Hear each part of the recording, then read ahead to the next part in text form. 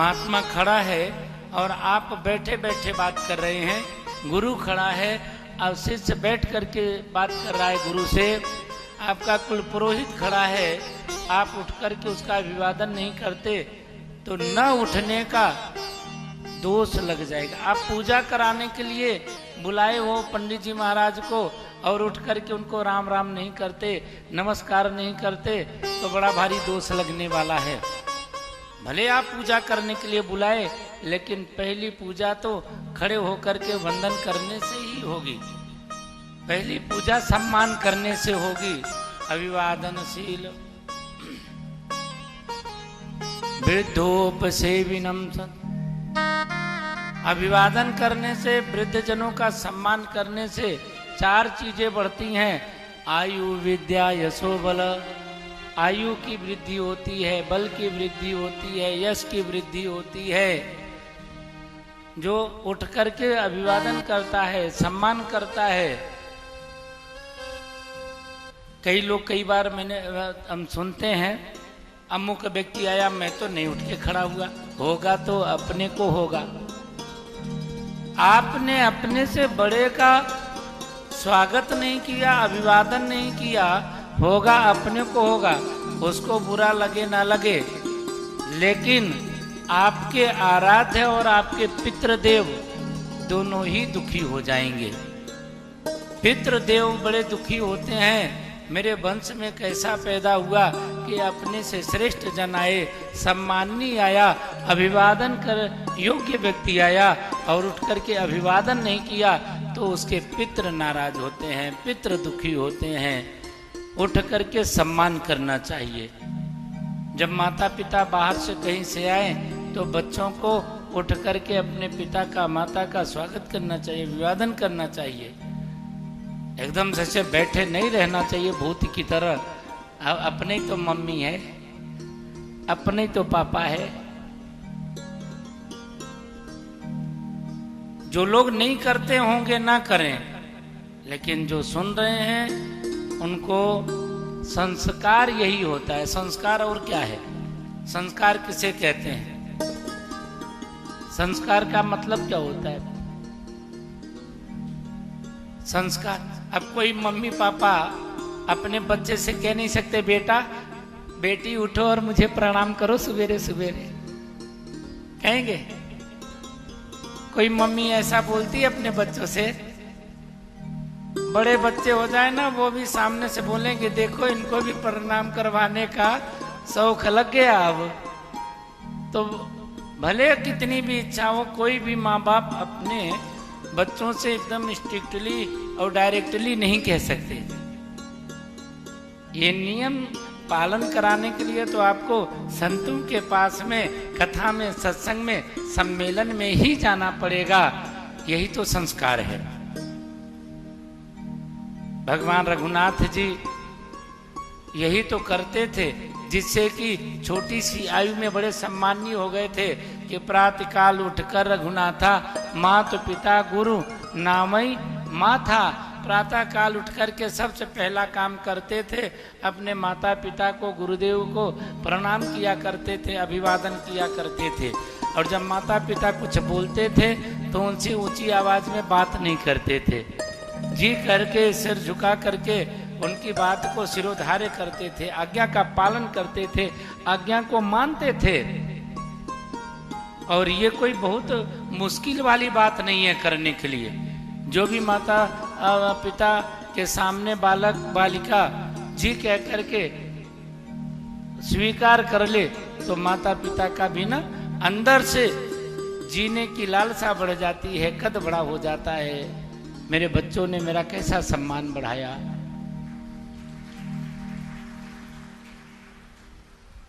बच्चों को कथा जरूर सुनाया करो, बच्चों को कथा में ले जाने के लिए प्रेरित करो। और ऐसे ना जाए ना तो बारी बारी से कथा में यजमान बनो, और जिस दिन यजमान बनो उस दिन पूरे परिवार, आज तो जाना ही पड़ेगा क्योंकि आज यजमान बने हैं, और यजमान बने तो जाना पड़ेगा, तो फिर कथा भी सुनेगा तो कुछ न कुछ अंदर तो जाएगी औषधि, कुछ न कुछ तो बात दिमाग में धसेगी, चाहे दिमाग में बात जाकर के कंट्रोवर्सन पैदा कर दे, ये ऐसा है कि नहीं है, उसके ऊपर वो मंथन करेगा, विचार करेगा, कभी प्रश्न करेगा तो देखा जाएगा। बोल सांचे दरबार की। व्यास जी महाराज बड़े श्रेष्ठ हैं, फिर भी उठ करके जानते हैं कि नारद जी हमसे श्रेष्ठ हैं। व्यास जी महाराज ने 18 पुराण लिखा, 18 उपपुराण लिखा, ब्रह्म सूत्र के ऊपर भाष्य लिखा, वेदांत पे भाष्य लिखा, लेकिन फिर भी वो जानते हैं कि नारद जी हमसे श्रेष्ठ हैं। और श्रेष्ठता को वरीयता देते हुए देवर्षि नारद जी ने उनको आशीर्वाद दिया और व्यास जी महाराज ने प्रणाम किया, अभिवादन किया, वंदन किया। वंदन करने के बाद व्यास जी महाराज बड़ा स्वागत सत्कार करके कहते हैं, हे देवर्षि, आप संपूर्ण जगत में भ्रमण करते हैं, मेरे मन में कुछ शंकाएं हैं, उन शंकाओं का समाधान कैसे होगा? क्या शंकाएं हैं तुम्हारे मन में? मैं सब पुराण लिख दिया, ग्रंथ लिख दिया, इतना बड़ा पुराण वक्ता बन गया, फिर भी मन अशांत रहता है। 1 करोड़ श्लोक थे, 1 करोड़ श्लोक वाले ग्रंथ को पहले 4 लाख बनाया और 4 लाख श्लोकों को 18 पुराण में विभक्त कर दिया। और 18 पुराण में सबसे बड़ा पुराण ये जो है शिव महापुराण, जो 24,000 श्लोकों वाला है, मैंने इसकी रचना कर दी। तो नारद जी ने कहा, आपने रचना कर दी, लिख दिया, लेकिन आपने उसके ऊपर कोई काम नहीं किया ना, काम नहीं किया। नहीं, मैंने तो जैसा पाया वैसा आगे लिखना शुरू कर दिया, लिख दिया। मेरे मन में एक जानने की बड़ी इच्छा है, अभिलाषा है। क्या अभिलाषा है? सबकी पूजा मूर्ति में होती है, शंकर जी की पूजा बैर में, लिंग में होती है। इस रहस्य का उद्घाटन करें, इसके बारे में मुझे बताएं, कुछ जानकारी दें। देवर्षि नारद बड़े प्रसन्न हुए। महाराज, भगवान शिव का पूजन मूर्ति में भी होता है और लिंग में, बैर में भी होता है। मूर्ति में साकार पूजन है और लिंग में निराकार पूजन है। निष्कल है, निराकार। निराकार का मतलब जिसका कोई आकार नहीं होता, जिसकी कोई एक निश्चित आकृति नहीं है, वो है निराकार। तो इसलिए बेर के रूप में और जो है लिंग के रूप में भगवान शिव का, लिंग का मतलब भेद, यहाँ पर देखिए, लिंग का मतलब भेद, जिसका कोई एक रहस्य नहीं है, कोई एक प्रकार नहीं है, जिसका कोई एक आकार नहीं है, जो निष्कल है, निराकार है, उसको आप किसी तरह से भी, आप गोल सा पत्थर रख लो ना, उसको शिवलिंग मानकर पूजने लग जाओ, वो भी है। कहीं पर जो है नीचे धसा हुआ शिवलिंग है, अंदर में धसा हुआ है, और वो शिवलिंग है। जब आप दक्ष प्रजापति जाएंगे ना कनखल में, दक्ष प्रजापति गए? नहीं गए? दक्षेश्वर महादेव है ना नीलकंठ में, अरे कनखल में, तो वहां पर शिवलिंग धसा हुआ है, नीचे की तरफ है, बिल्कुल जो है उसमें गड्ढा सा बना हुआ है, तो उसमें जल चढ़ाना होता है। जैसे वैद्यनाथ को रावण ने अंगूठे से धसा दिया था अंदर की ओर, तो धसा हुआ है। तो लिंग का कोई एक निश्चित आकार नहीं, कहीं पर बहुत विशाल है। केदारनाथ जी जाइए, केदारनाथ जी भगवान का दर्शन करें। केदारनाथ जी का जो विग्रह है, भगवान की मूर्ति है, वो बड़ी अद्भुत अद्वितीय है। उसका आकार भी बिल्कुल निराकार से मैच करता है। कहीं पर जो है विग्रह का सिर जैसा दिखाई देता है, इतना बड़ा विस्तार है, इतने बड़े विस्तार में शिवलिंग फैला हुआ है। तो निष्कल निराकार की पूजा लिंग में और साकार शिव की पूजा मूर्ति में होती है। आजकल कई सारे विद्वान महानुभाव बड़ा शिवलिंग को आकर्षण बनाने लगे हैं, आकर्षण पैदा करते हैं, उसमें मुंह बना देते हैं, मूछ बना देते हैं, दाढ़ी बना देते हैं, बहुत सारी चीजें कर देते हैं, जटा बना देते हैं। लेकिन देवियों सज्जनों, जब कह रहे हैं कि लिंग निष्कल है, निराकार है, फिर आप उसको जबरदस्ती आकार देने का प्रयास क्यों कर रहे हैं? बात समझ रहे? शिवलिंग का पूजन निष्कल में है, निराकार में है, आप उसको आकार देने का प्रयास क्यों कर रहे हैं? आकार देना है तो पूरी मूर्ति बैठी है ना, पूरी मूर्ति विराजमान है। हम लिंग में मुंह बना देते हैं, हाथ पैर पेट कहाँ जाएगा? किसकी कल्पना करके की जाएगी पूजा? जब न्यास होता है, न्यास, आप लोग पार्थिव शिवलिंग का पूजन किए कभी? नहीं किया? किया है। जब यजमान बनते हैं तो यजमानों से विद्वान आचार्य न्यास कराता है भगवान का अंग पूजा, और उसमें कहता है चावल छोड़ दीजिए। तो जो है अब पहले बोलेगा कि जो पैर पर चावल छोड़ दीजिए, अब गिठने पे चावल छोड़ दीजिए, अब जांघों पे चावल छोड़ दीजिए, अब गुही स्थान पे चावल छोड़ दीजिए, अब पेट में चावल छोड़ दीजिए, अब नाभि पे छोड़ दीजिए, फिर वक्षस्थल में छोड़ दीजिए, कंधे में छोड़ दीजिए, दोनों भुजाओं में छोड़ दीजिए, पार्श्व भाग में छोड़ दीजिए, पीछे वाले भाग में। अब पिछला भाग कौन सा गिनेगी उसमें? पार्श्व में छोड़ दीजिए। फिर इसके बाद में अब भगवान की आंखों पे छोड़िए, मुख में छोड़िए, नाक पे छोड़िए, फिर जो है सिर में छोड़िए, फिर सर्वांगे छोड़िए, सभी में छोड़िए। तो उस लिंग के अंदर सारी कल्पना कर ली जाती है। ऊपर छोड़ते जाओ पैर, अब उसमें वो निराकार है, हाथ पैर मुंह नाक सब घूम रहा है, उसमें निष्कल है, निराकार है। अब निष्कल निराकार में आप चावल छोड़ते जा रहे हैं और उस लिंग में कल्पना करते जा रहे हैं, तो सारे चिन्ह अपने आप बनते चले जा रहे हैं। सब लेजर सिस्टम है, ऑटोमेटिक डायरेक्ट। जिस अंग की कल्पना करो लिंग में वही प्रकट हो जाता है। तो यहाँ पर लिंग को निष्कल निराकार बताया और मूर्ति को सकल साकार बताया। हम लोगों को निष्कल निराकार का पूजन करना चाहिए, भाव के साथ में, प्रेम के साथ में।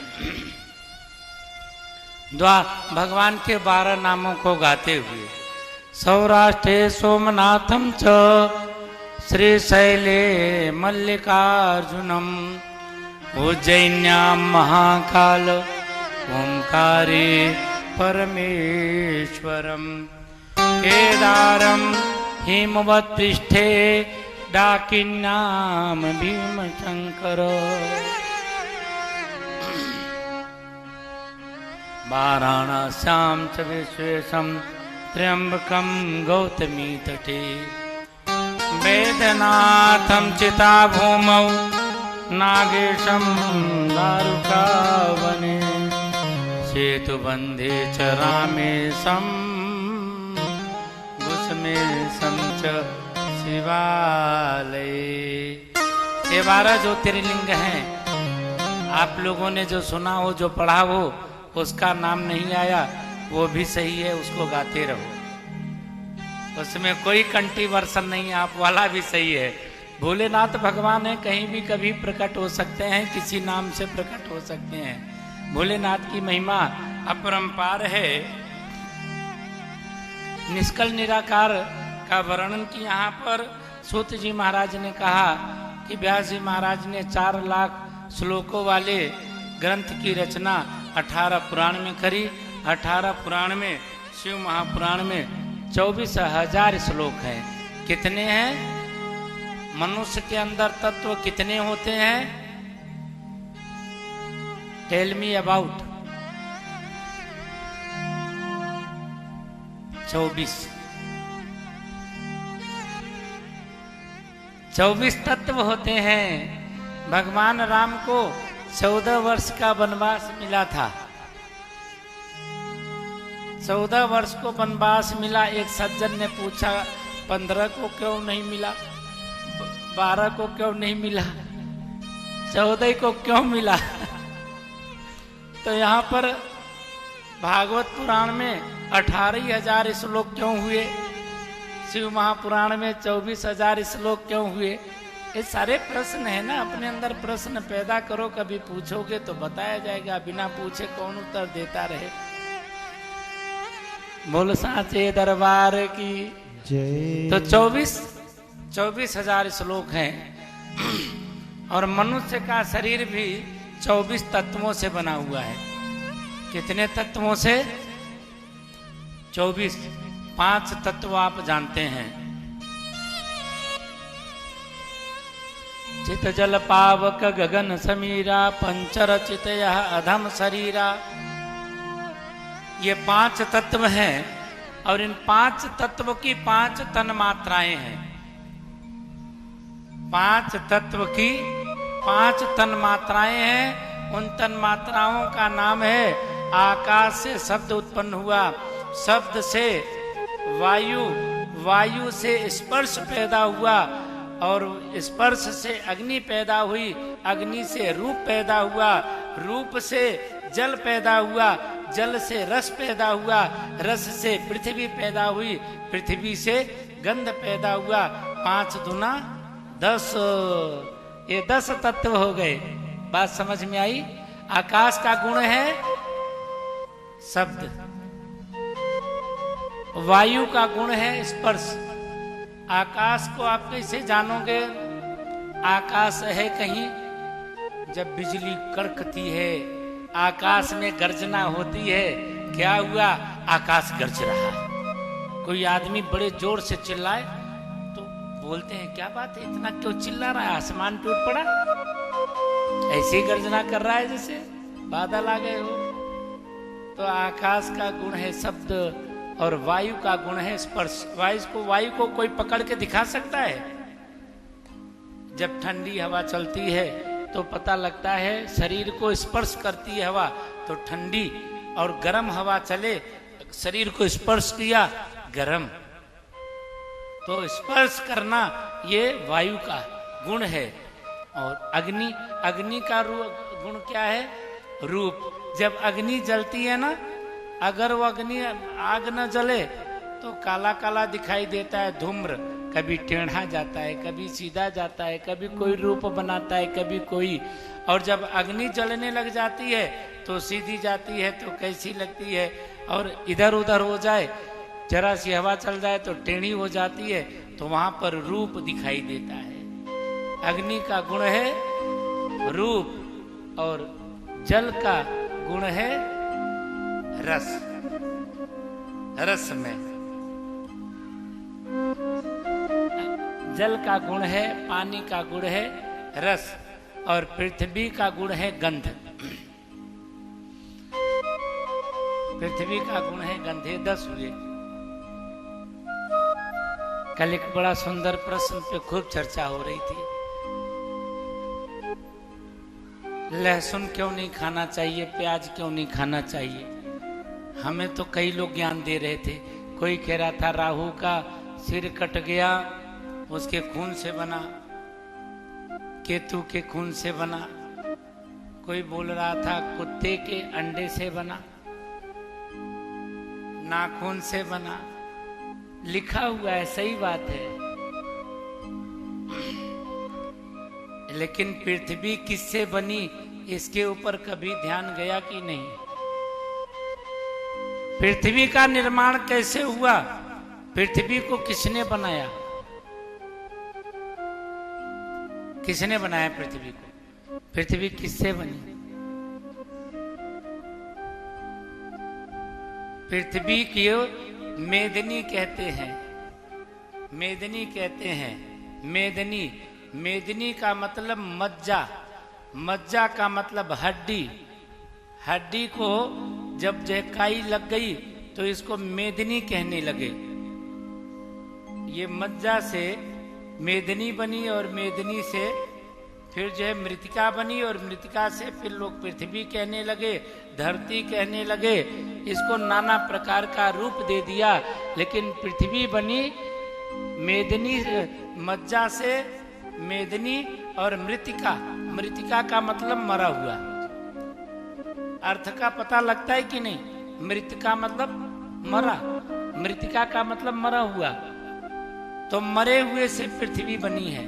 कौन मरा जिससे पृथ्वी बनी? किसकी मौत हो गई जिससे पृथ्वी बनी? मधुकैटभ।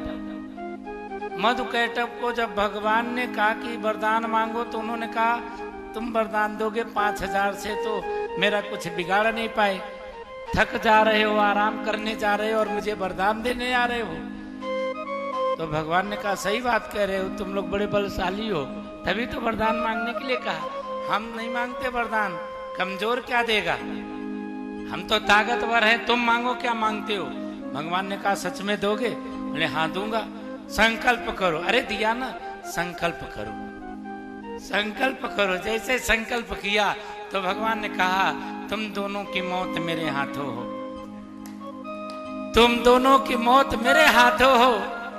भगवान ने उनसे मांग लिया तो दोनों एक दूसरे की तरफ देखने लगे। बोले अपनी बड़वाई में कई बार अपना नुकसान खुद ही कर बैठते हैं,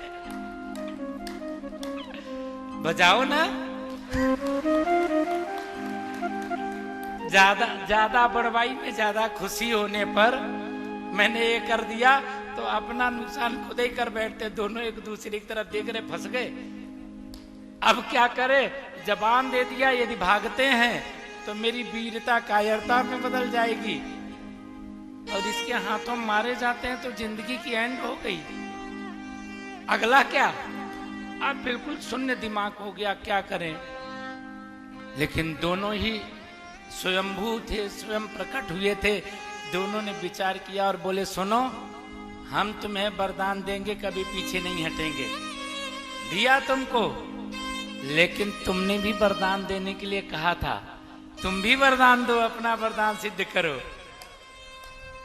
भगवान मुस्कुराए, आ गए अपनी आई पर। आखिर में अभी श्रेष्ठ बन रहे थे, अब वरदान लेने की आवश्यकता पड़ गई। इतने से ही भगवान ने कहा मांगो, मैं तो पहले तुम्हें देने के लिए कह रहा था, जो मांगोगे दूंगा। तो ठीक है, तुम मुझे देना चाहते हो तो चारों तरफ दृष्टि घुमाया, जल ही जल दिखाई दे रहा था। मधुकैटभ ने कहा जहां जल न हो, मेरी मृत्यु वहां पर हो, वहां पर मुझे मारना। भगवान ने मुस्कुरा करके कहा तथास्तु। दिया तुम्हें ये वरदान और विशाल रूप बनाना शुरू किया।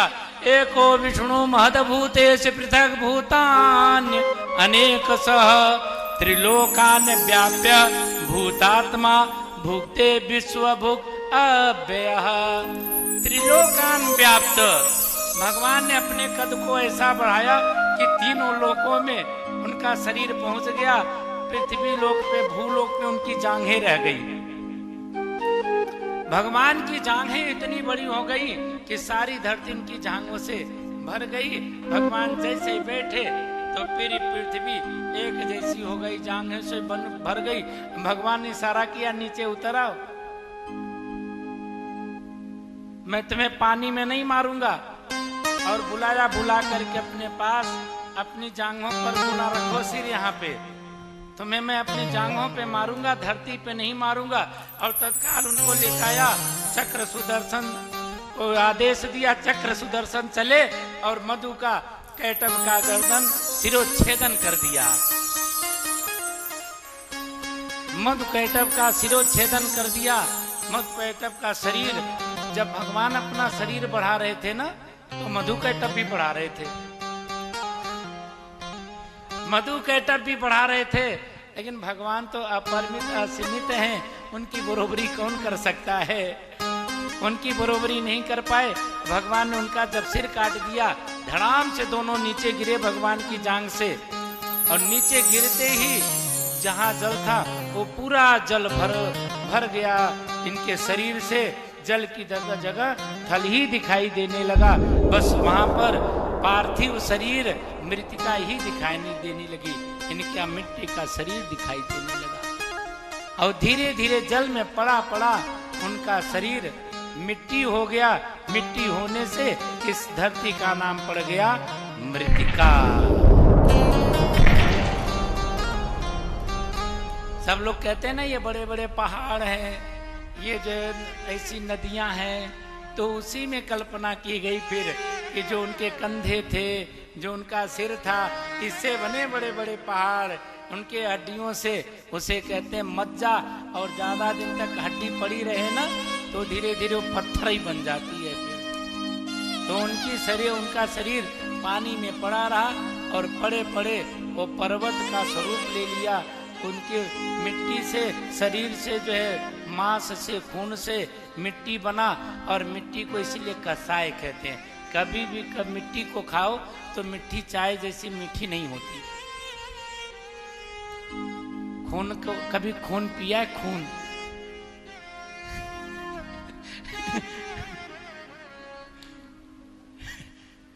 नहीं पिया?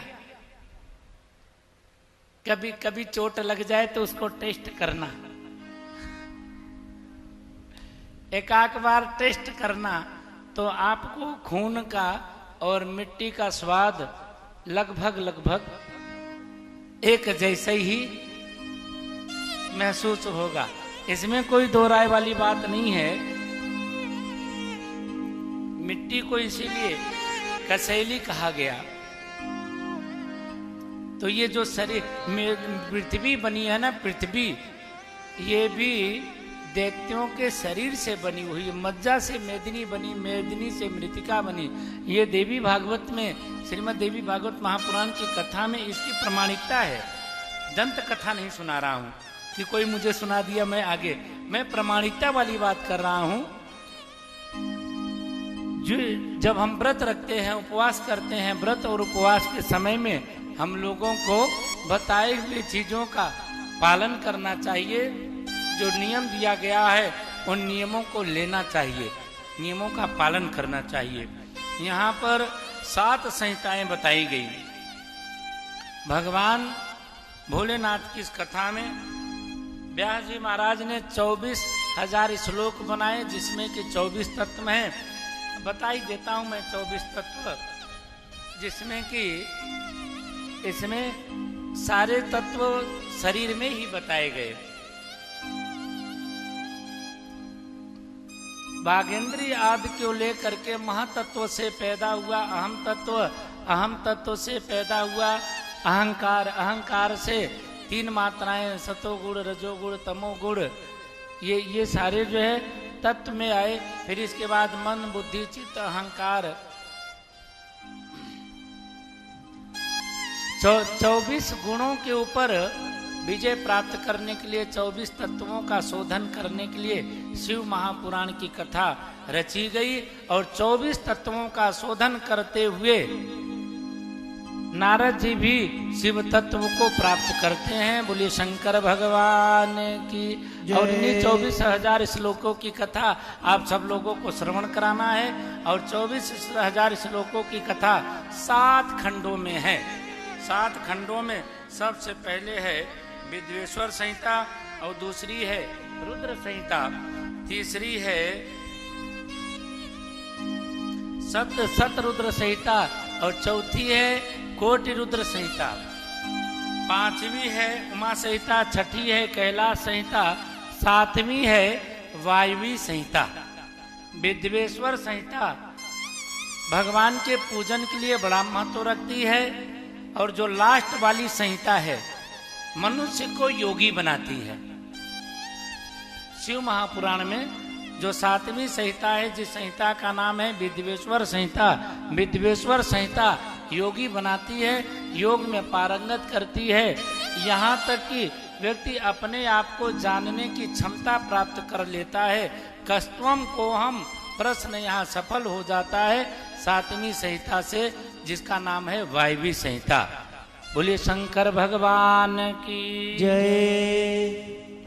तो हम सब लोग शिव महापुराण की कथा सुनते हुए भगवान शिव के पूजन में, अभी शिव जी महाराज का प्रतिदिन अभिषेक भी होता है। रोज 2-4 परात पार्थिव शिवलिंग बनते हैं और वहां भगवान शिव का पूजन होता है, अभिषेक होता है। चलो बुलावा आया है, भोले ने बुलाया है।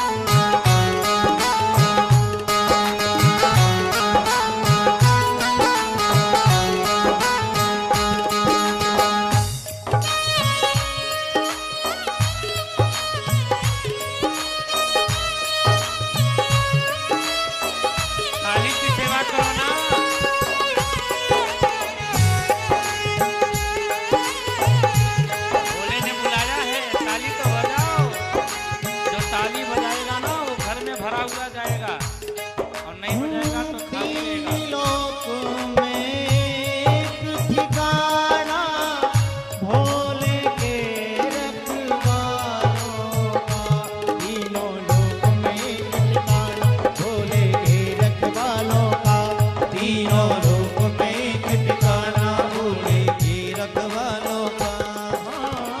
रास्ता देख रहे हैं भोले अपने आने वालों का। और रास्ता देख रहे हैं भोले अपने आने वालों का। और रास्ता देख रहे हैं भोले अपने आने वालों का।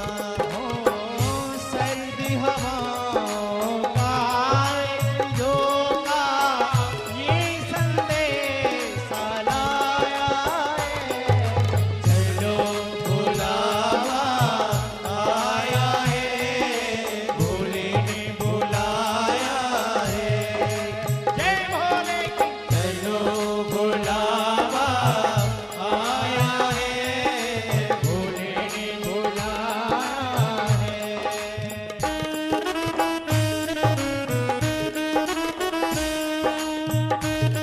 मीठी मीठी तालियां। अरे शंकर भगवान की जय हो।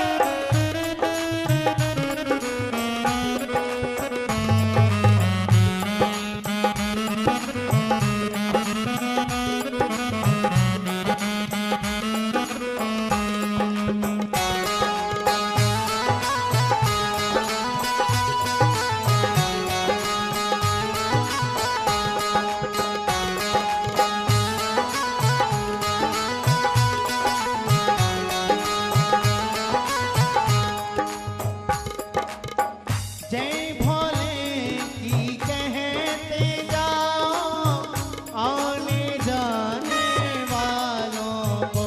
जय भोले की कहते जाओ आने जाने वालों को। जय भोले की कहते जाओ आने जाने वालों को। चलती जाओ तुम मत देखो अपने पाँव के छालों को। वो चलते जाओ तुम मत देखो अपने पाँव के छालों को। चलते जाओ तुम मत देखो अपने पाँव के छालों को। जिसने जितना कष्ट सहा है मन वांछित फल पाया है। चलो बुलावा आया है, भोले ने बुलाया है। जय भोले की जय भोले। बुलावा आया है, भोले ने बुलाया है। चंडी धाम पर भोले ने अब ये दरबार लगाया है।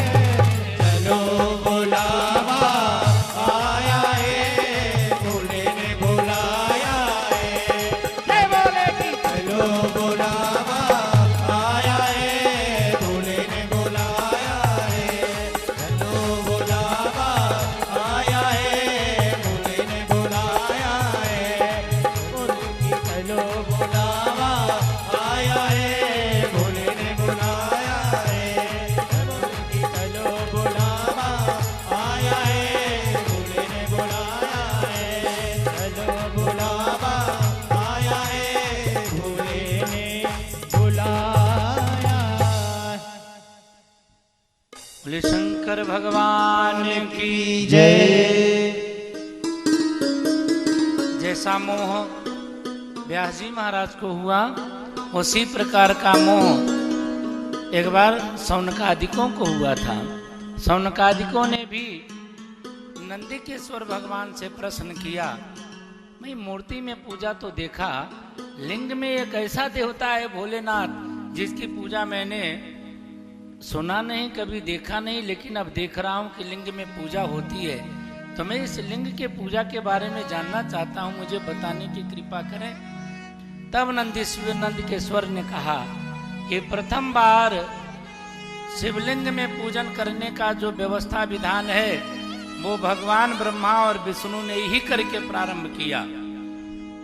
पहली बार शिवलिंग पूजन का श्रेय यदि किसी को जाता है संसार में तो साक्षात नारायण और ब्रह्मा जी को जाता है। सौनकादि बड़े आश्चर्य में पड़ गए कि भगवान शंकर यहाँ प्रणाम करते घूमते हैं, कहीं राम जी को, कहीं विष्णु जी को, कहीं गौलोक धाम के स्वामी कृष्ण जी को प्रणाम करते रहते हैं, वंदन करते रहते हैं। और यहाँ ये कह रहे हैं कि हमने पहली बार शिवलिंग का पूजन करते हुए भगवान विष्णु को और भगवान ब्रह्मा को देखा। बोले हाँ, ये बात बिल्कुल सही है। एक समय की बात है, जब सृष्टि का प्रादुर्भाव हो रहा था, 24 तत्व अचेतन पड़ा था, उसमें परमपिता भगवान नारायण प्रवेश करके चैतन्य बना देते हैं।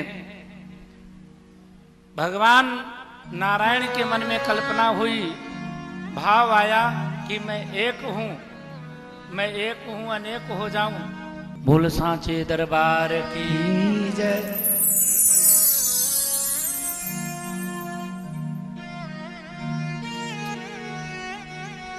भगवान नारायण के मन में सृष्टि की रचना को आगे बढ़ाने की जब मन में भाव आया, कल्पना हुई, तो उन्होंने आंख बंद किया और आंख बंद करने से उनके नाभि कुंड से एक अमृत कमल प्रकट हुआ। अमृत कमल प्रकट हुआ, उस कमल के ऊपर चतुरानंद ब्रह्मा जी पैदा हुए। जैसे कमल खुला तो ब्रह्मा जी उसमें से निकले। उस कमल को देख करके ब्रह्मा जी अपने पिता के बारे में सोच रहे हैं, कमल तो मेरा पिता नहीं हो सकता, मेरा पिता कोई न कोई तो जरूर होगा। और उस कमल के ऊपर से उतर करके कमल की नाल पकड़ करके नीचे गए। नीचे चलते जा रहे हैं। कई वर्ष बीत गया, जब कुछ पता नहीं लगा तो पुनः थक करके आए और कमल के ऊपर बैठ गए। बीच में बैठे विराजमान ब्रह्मा जी मन में सोच रहे हैं क्या करूं। तब आकाशवाणी हुई, तप करो, तप करो, तप करो। ये तप क्या होता है? आकाशवाणी हुई, जो तप करता है, तप का मतलब तपना। जो तपता है ना, ऊपर की ओर उठता है। और तप का उल्टा कर दो तो होता है पत। पत का मतलब होता है गिरना। पत धातु है। पत क्या है? पत धातु है। पत से बनता है पतत। पतत का मतलब गिरना। पतति पततः पतंती, है ना, गिरता है, दोनों गिरते हैं, सब गिरते हैं, ये धातु है। तो जो तप करता है वो तप करके जैसे सोना कुंदन हो जाता है, काले से वो गोल्डन हो जाता है। उसी तरह से मनुष्य भी तप करके अपने ये मनो इच्छित वांछित फल को प्राप्त कर लेता है, प्रभु की प्रीति को प्राप्त कर लेता है। और जो तप नहीं करता, तप न करने वाले का पतन हो जाता है, वो गिर जाता है नीचे, अवनत की ओर हो जाता है। ब्रह्मा जी को मंत्र प्राप्त हुआ और तप करने लगे। कई हजार वर्ष तक बीत गए तप करते करते। तब ब्रह्मा जी के सामने भगवान नारायण आ गए, घूमते घूमते सामने आके खड़े हुए। ब्रह्मा जी ने नारायण को देखा तो देख करके देखा कि मैं 4 मुख वाला हूँ, 5 मुख वाला। पहले ब्रह्मा जी 5 मुख वाले थे और ये 1 मुख वाला, ये मेरा बच्चा ही होगा। और ब्रह्मा जी ने कहा, पुत्र तुम मेरे पास में आए हो, मुझे प्रणाम करो। तो भगवान नारायण ने ब्रह्मा जी से कहा कि मैं तुम्हारा पिता हूं, तुम मुझे प्रणाम करो। ब्रह्मा जी ने कहा, मैं 5 मुख वाला तुम्हें दिखता नहीं, जिसके ज्यादा है वो बड़ा होता है, इसलिए मैं बड़ा हूं, मुझे प्रणाम करो। भगवान ने कहा कि ये ज्यादा होने से बड़ा नहीं हो जाता भाई। जिसके अंदर में सरलता हो, सज्जनता हो, उदारता हो, सद्भाव हो, प्रेम हो, दया हो, ये सारी चीजों से व्यक्ति बड़ा बनता है। इसलिए तुम मेरे को प्रणाम करो, मैं तुम्हारा पिता हूं। ब्रह्मा जी लड़ने के लिए आ गए। इधर भगवान नारायण भी कम नहीं, तैयार हुए दोनों ही। तो भगवान नारायण ने कहा, देखो हम दोनों ही हैं, दोनों ही लड़ने लग जाएंगे तो छुड़ाने वाला बीच में तो कोई है ही नहीं। इसलिए जीत भी जाए हार भी जाए तो निर्णय कैसे होगा? जब 2 जने लड़ने लग जाते हैं तो लड़ाई का मजा तो जब भी आता है जब तीसरा गली में से छुड़ाने के लिए आ जाए। ऐसे होता है कि नहीं? अच्छा, जैसे कई दो लोग आए हो छुड़ाने के लिए, तो उसमें से एक ज्यादा जोर से चिल्लाता है, जोर जोर से चिल्लाता है। अब जैसे जोर से चिल्लाया तो जो लोग इकट्ठे होने लग जाए तो लगता है हाँ आने लगे लोग। अब भीड़ इकट्ठी हो रही है तो वो भी पूरी अपनी तसल्ली से चिल्ला लेता है, जोर से चिल्ला लेता है। भगवान ने कहा हमारा तुम्हारा यहाँ पर ये युद्ध ठीक नहीं है, ये युद्ध करना ठीक नहीं है। हम लोगों का युद्ध तो वो युद्ध है जिसमें कि पता भी लग जाए और परीक्षा भी हो जाए, कौन बड़ा है, कौन किसका सम्मानी है। तो क्या करें, दोनों के विवाद के बीच में एक तीसरा पैदा हो ही गया। ये पुरानी रीति है, जब दो लोग लड़ते हैं, आपस में विवाद करते हैं, तो तीसरे का आना जरूरी है, संभव है, 101% गारंटेड है कि जब दो लड़ेंगे तो तीसरा कोई न कोई उसमें आएगा ही आएगा, पैदा होगा ही होगा, कोई रोक नहीं सकता।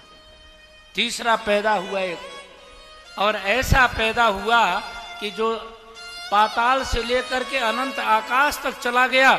ब्रह्मा जी ने कहा तुमने अपनी माया दिखाने के लिए पैदा किया। भगवान नारायण ने कहा मैंने नहीं पैदा किया, आपने किया होगा अपनी माया मेरे ऊपर बड़ा बनने के लिए, दिखाने के लिए। नहीं, मैंने भी नहीं किया। तो दोनों सोचने लगे, जब दोनों ने नहीं पैदा किया तो पैदा कहां से हो गया, अपने आप कहां से आया। आगे पीछे घूम कर देखा, और देखने के बाद में आपस में विचार किया, देखो हमने पैदा नहीं किया, तुमने नहीं किया, तो ये तो कर ही सकते हैं, किसका पता लगा सकते हैं किसने पैदा किया, कहां से भेजा, ये नीचे से कहां से आ रहा है, ऊपर कहां जा रहा है, या ऊपर से आ रहा है तो नीचे कहां जा रहा है। बोले हाँ ठीक है, बताओ क्या करना है। बोले ऐसा करते हैं, ऊपर चलते हैं या नीचे जाते हैं। ब्रह्मा जी ने कहा देखो मैं हूं पंचानन, 5 मुख वाला, इसलिए मैं तो जाऊंगा ऊपर, और तुम जो है एक मुखी हो, तुम जाओगे नीचे।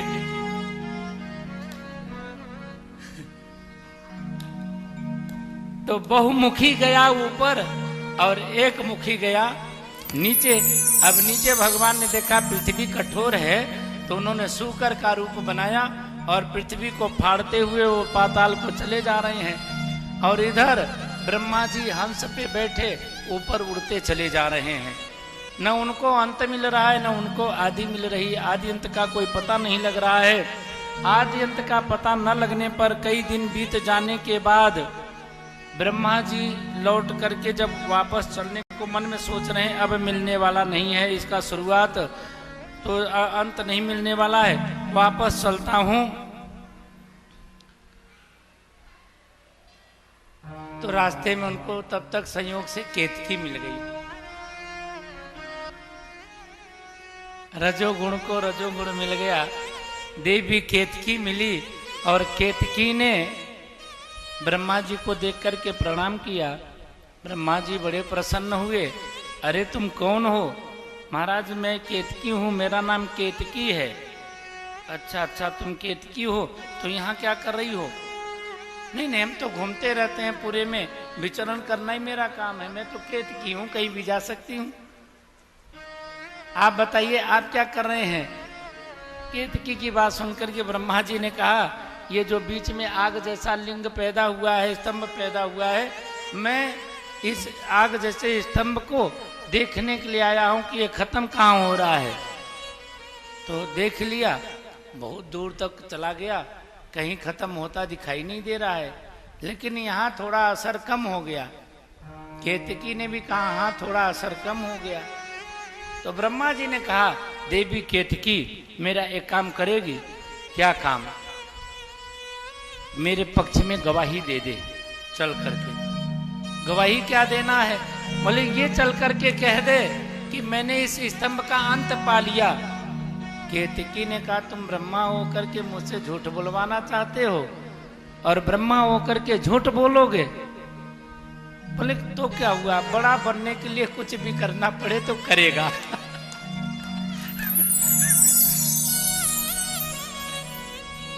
बात सही लगी है तो बजाओ ना। बड़ा बनने के लिए कुछ भी करना पड़ेगा तो करेगा, लेकिन बड़ा बनेगा।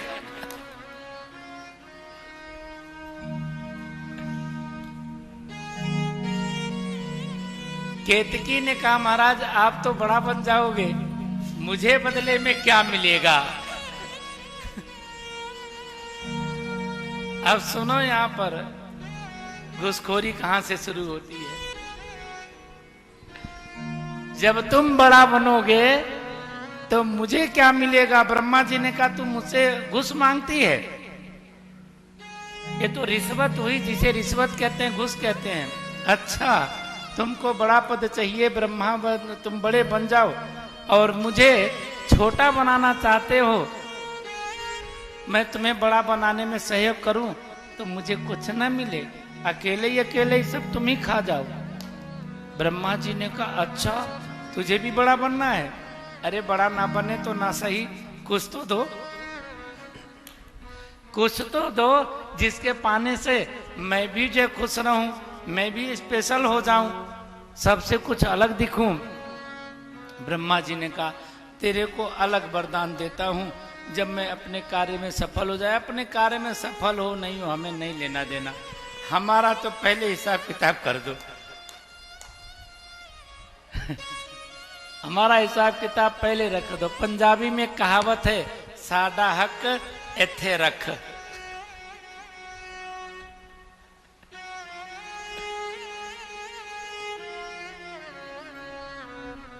मेरा हिस्सा है ना, जो मेरे हिस्से में आ रहा है, मेरा हिस्सा मेरे पास में रख, फिर आगे की बात कर। पंजाबी में कहते साडा हक इत्थे रख। अपने खोल रख। ब्रह्मा जी ने वरदान दे दिया, विवाह मंडप में तेरा बड़ा सम्मान होगा, आदर होगा, विवाह मंडप में तू सजेगी, तुझे लोग स्पेशल खोज खोज करके ले आएंगे, विवाह मंडप की शोभा तुझसे होगी। सुन करके केतकी बड़ी प्रसन्न हुई, चलो महाराज कहाँ चलना है। आ गई ब्रह्मा जी के साथ। और इधर भगवान नारायण अतल वितल सुतल तलातल रसातल महातल पाताल लोक तक गए, लेकिन किसी लोक में शुरुआत नहीं, आदि नहीं मिली। भगवान नारायण लौट करके वापस धरती पे आए और आकर के खड़े हो गए। ब्रह्मा जी आए, ब्रह्मा जी आकर के पूछते हैं तुम्हें शुरुआत मिला? बोले नहीं मिला। कहाँ तक गए थे? बोले सातों रसातल गए थे, अतल वितल सुतल तलातल रसातल महातल पाताल सब में गए। आपको इसका अंत मिला? तो ब्रह्मा जी ने कहा वैसे तो मिलने वाला नहीं था, लेकिन मैं भी पंचमुखी हूं, मैंने खोज ही लिया। मैंने खोज लिया कि मैंने इसका अंत पा लिया। तुमने खोज लिया? बोले हाँ मैंने खोज लिया।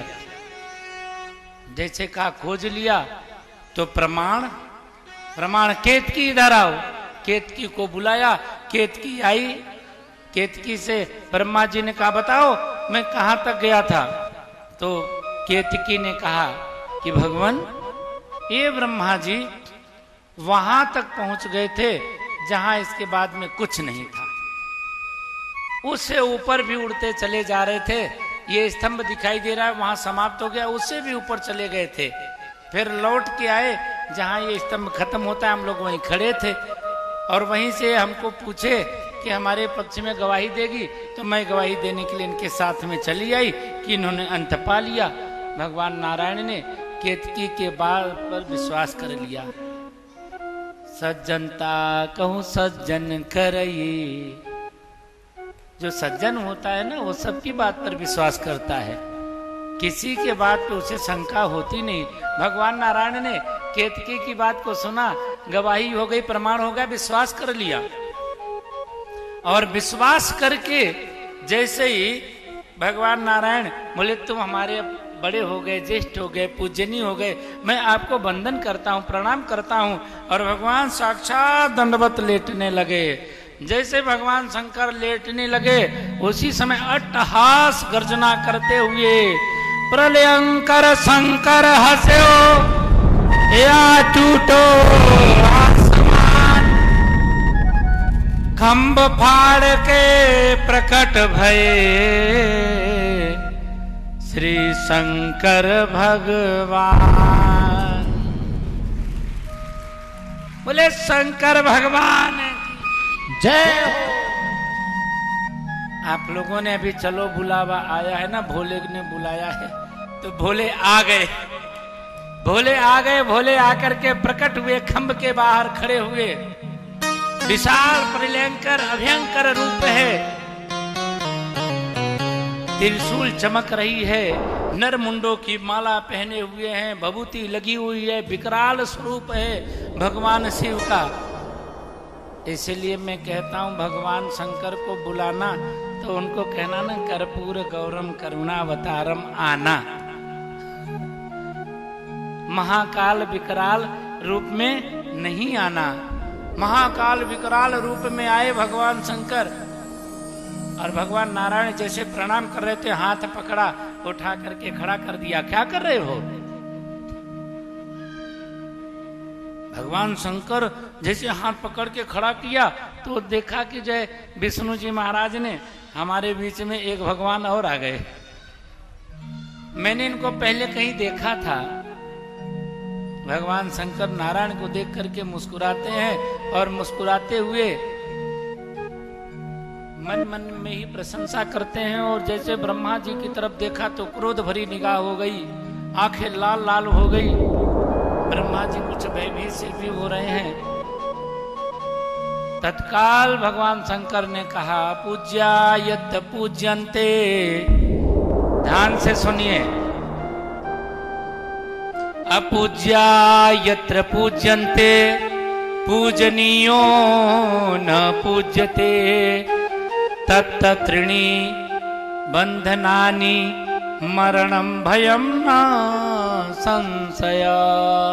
अपूज्या यत् पूजन्ते पूजनीयो न पूज्यते।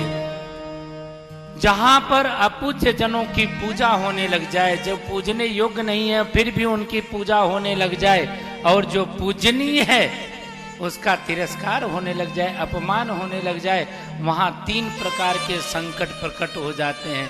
तत्र त्रीणि बंधनानि मरणम भयम न संशय। अकाल मौत, बंधन, दरिद्रता, अप्रत्याशित भय, मन में डर लगा रहना, ये अपूज्य जनों के पूजा से होता है। अब यहाँ पर अपूज्य ब्रह्मा जी बड़े से पूजा करवा रहे तो शंकर जी को देखते हैं तो भय लग रहा है, कांप रहे हैं, डर रहे हैं। और उधर नारायण देखते हैं तो भगवान मंद मंद मुस्कान करते हैं। विष्णु जी महाराज प्रसन्न हो जाते हैं।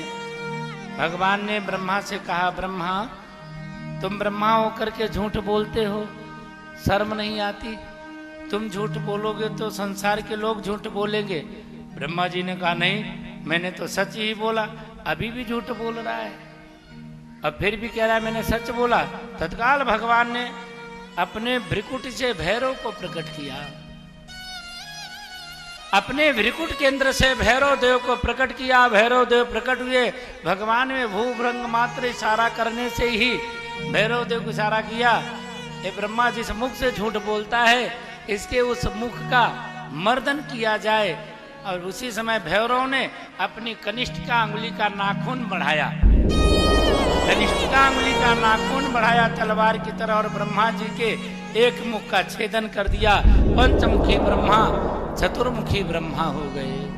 4 मुख वाले ब्रह्मा हो करके तत्काल दौड़ करके शंकर जी के चरणों अरविंदों में गिरे और गिर करके त्राहि माम रक्ष माम रक्ष माम, रक्षा करो हे देवाधिदेव महादेव, हे देवेश्वर जगदीश्वर, हे पिनाक पाणी शूल पाणी, मैं आपकी शरण में हूँ, आपकी चरण में हूँ, मेरी रक्षा करो, मुझे अभय दान दो। भगवान शंकर ने कहा मैंने तुम्हें अभय दान दिया, तुम्हारे सारे शरीर से मेरी दुश्मनी थोड़ी है। 5 मुख में 1 मुख झूठ बोला, उड़ा दिया, अब 4 को संभाल के रखो, गड़बड़ मत करना, नहीं तो ये चारों में भी कार्रवाई संभव है। मैंने कल भी कथा में एक प्रसंग आया था, देव विधान बड़ा सुंदर है, जो जिस अंग से पाप करता है उसके उस अंग को सजा मिलती है। सभी अंग को सजा देने की जरूरत नहीं है। किसी से आपकी नाराजगी होती है ना, तो नाराजगी पूरी जिंदगी की थोड़ी करनी चाहिए। जिस विषय में नाराजगी हुई उस विषय का संपादन उसके साथ बंद कर दो और वाला सब चलने दो। भगवान शिव का बड़ा सुंदर अभिमत है, इसके बारे में बात की चर्चा। बोलो सांची दरबार की। ब्रह्मा जी महाराज भगवान शंकर को वंदन करते हैं, विष्णु जी महाराज भी भगवान शंकर को हाथ जोड़ करके वंदन करते हैं। और पहला सूत्र यहाँ पर प्रकट हुआ, वंदे देव उमापतिम सुर गुरु, वंदे जगत कारणम, वंदे पन्नग भूषणम मृगधरम, वंदे पशूनापतिम, वंदे सूर्य शशांक वह्निनयनम, वंदे मुकुंदा प्रियम, वंदे भक्त जनाश्रयं च वरदं, वंदे शिवं शंकरं, वंदे शिवं शंकरं। दोनों ने भगवान शिव का वंदन किया, अभिनंदन किया। अभिनंदन करने के बाद भगवान शंकर दोनों को ही आशीर्वाद दिए और आशीर्वाद देकर के वहां से अंतर ध्यान हो गए, चले गए। भगवान शिव जी महाराज के चले जाने के बाद ब्रह्मा जी की दुख को पोंछते हुए भगवान विष्णु उनका दुख बांट रहे हैं। देखो तुमने झूठ बोला ना, इस करके तुम्हारे ऊपर इतना बड़ा संकट आया, अब मत गलती करना। ब्रह्मा जी ने कहा आप स्वप्न में नहीं करेंगे। लेकिन महाराज भगवान शंकर इसमें से प्रकट हुए थे, स्तंभ में से। बोले हाँ यहीं से प्रकट हुए, इसी में गए हैं। बोले इसी में गए हैं तो हम दोनों को इसी स्तंभ की पूजा करनी चाहिए। और ब्रह्मा और विष्णु दोनों ने ही पूजन की सामग्री एकत्रित करके भगवान शिव का षोडशोपचार से पूजन करना प्रारंभ किया। ओम नमः शिवाय, ओम नमः शिवाय, ओम नमः शिवाय, ओम नमः शिवाय।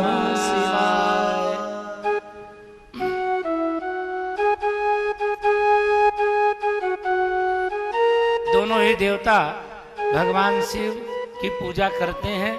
भगवान शिव की पूजा करते करते इतने मस्त हुए, इतने आनंदित प्रमुदित हुए कि सुबह के 4 बज गए।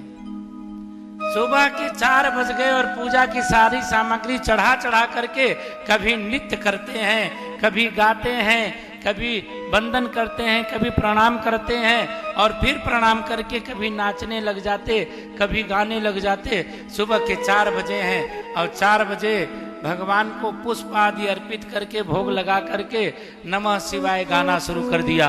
तेरा पल पल बीता जाय मुख से जप ले नमः शिवाय, तेरा पल पल बीता जाय मुख से जप ले नमः शिवाय, तेरा पल पल बीता जाय मुख से जप ले नमः शिवाय, तेरा पल पल बीता जाय मुख से जप ले नमः शिवाय। ओम नमः शिवाय, ओम नमः शिवाय, ओम नमः शिवाय, ओम नमः शिवाय। तेरा पल पल बीता जाय मुख से जप ले नमः शिवाय, तेरा पल पल बीता जाय मुख से शिवाय। ओम नमः शिवाय, ओम नमः शिवाय, ओम नमः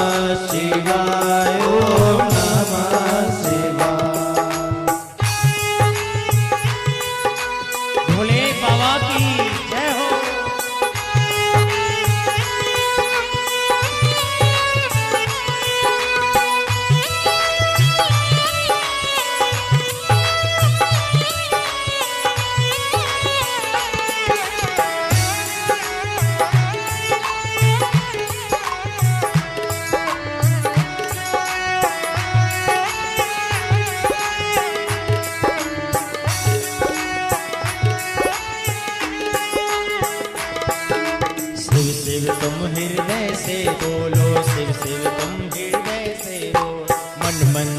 का पर्दा खोलो, मन मंदिर का पर्दा खोलो। शिव शिव तुम हृदय से बोलो, मन मंदिर का पर्दा खोलो।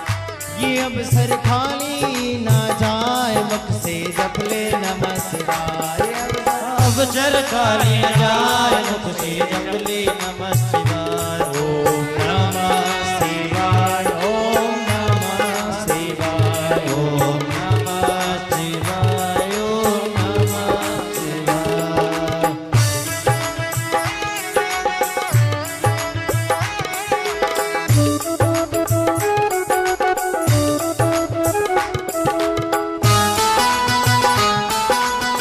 भाव से मुट्ठी में ठिकाने हो जाते हैं।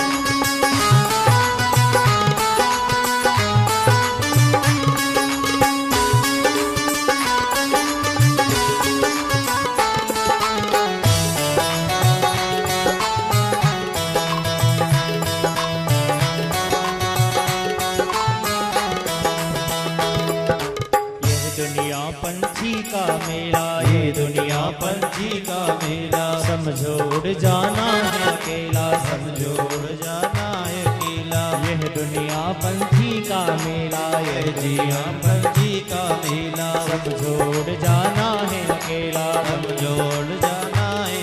तेरा तन साथ न जाए, मुख से जप ले नमः शिवाय। तेरा तन मन साथ न जाए, मुख से जप ले नमः शिवाय। ओम नमः शिवाय, ओम नमः शिवाय, ओम नमः शिवाय, ओम नमः शिवाय, ओम नमः शिवाय, ओम नमः शिवाय। दोनों ही देव भगवान शिव की बड़ी सुंदर भाव से स्तुति करते, नित्य करते। ब्रह्म मुहूर्त का समय है, चौथा पहर था। चौथे पहर में भगवान शिव जी महाराज प्रकट हुए। शिव जी महाराज प्रकट हुए। शिव जी महाराज को प्रकट हुआ देख करके दोनों ही देव ब्रह्मा और विष्णु बड़े प्रसन्न हुए। इसी में भगवान गए थे और फिर से इसी में प्रकट हो गए, अभिभूत हो गए। और अभिभूत होकर के भगवान को बार बार वंदन करते हैं, प्रणिपात करते हैं। भगवान शिव जी ने कहा कि तुम दोनों ही मेरे पुत्र हो। हे पुत्रों, मांगो, क्या वरदान मांगना चाहते हो, मैं देने के लिए तैयार हूं। तो ब्रह्मा जी ने कहा, आप मुझे ऐसा आशीर्वाद दो कि मुझे कोई डरवाए न।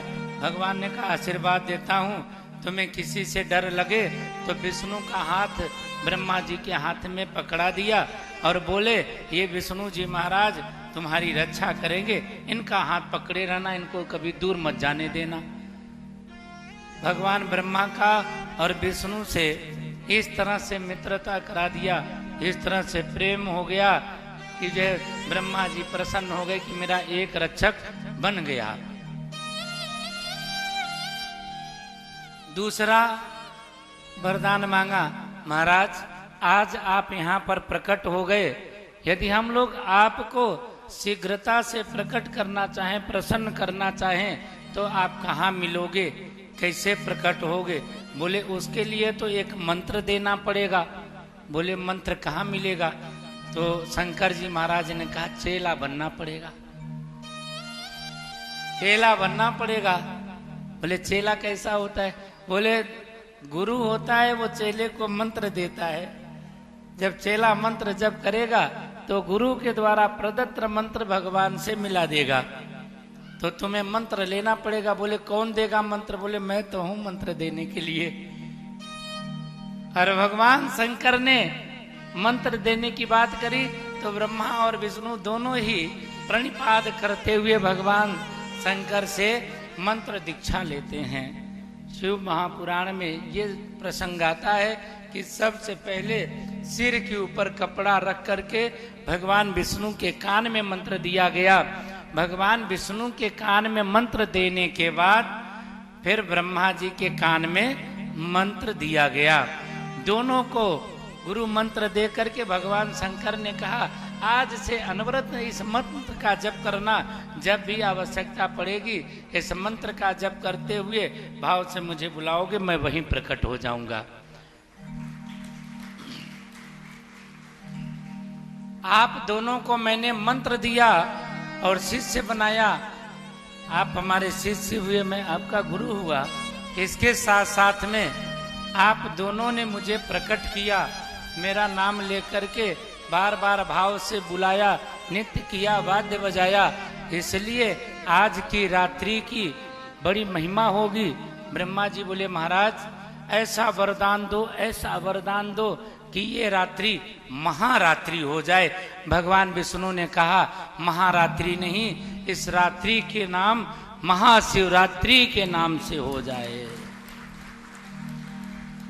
भगवान शंकर ने कहा मेरे नाम का वरदान भी मुझसे ही मांग रहे हो?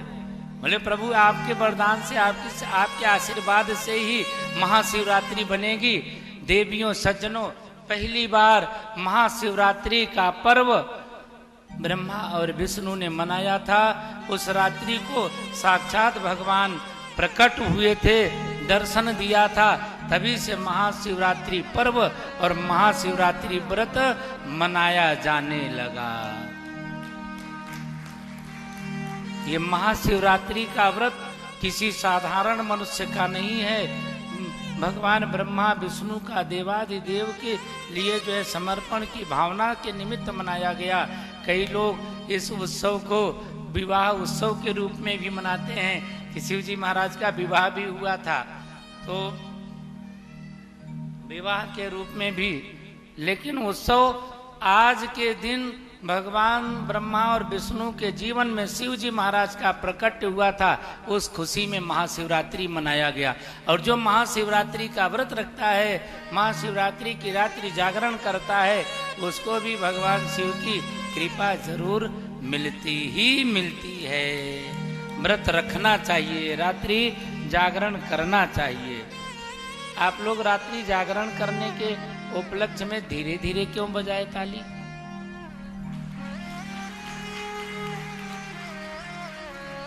मुझे भी पता लग रहा है, डरा गए ना कि जो है रात्रि व्रत रखो, सारा दिन व्रत रहो, रात्रि जागरण करो, इस करके जो है डर के मारे धीरे बजाए। बोल सांचे दरबार के। जिस स्तंभ में भगवान शिव ने प्रकट होकर दर्शन दिया था, उस स्तंभ को ही वरदान दिया। धीरे धीरे ये स्तंभ छोटा होता चला जाएगा और कलयुग में अणु मात्र रह जाएगा। अणु मात्र रहने के कारण इस पूरे क्षेत्र का नाम अरुणाचल के नाम से प्रसिद्ध होगा। आज भी भारतवर्ष में उस पूरे प्रदेश का नाम ही अरुणाचल प्रदेश है, जहाँ पहली बार ज्योतिर्मय स्तंभ लिंग प्रकट हुआ था अरुणाचल में। और उस शिवलिंग जहाँ पर आज भी है, उसके आसपास में बहुत सारे तीर्थ हैं। मैं गया तो नहीं, लेकिन सुना हूँ कि बड़ा रमणीक स्थल और पर्वत है।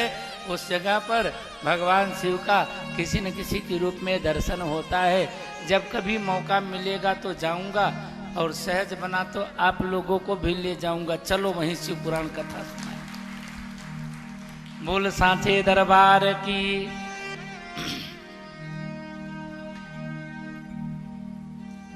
कृष्णाय वासुदेवाय हरे परमात्मने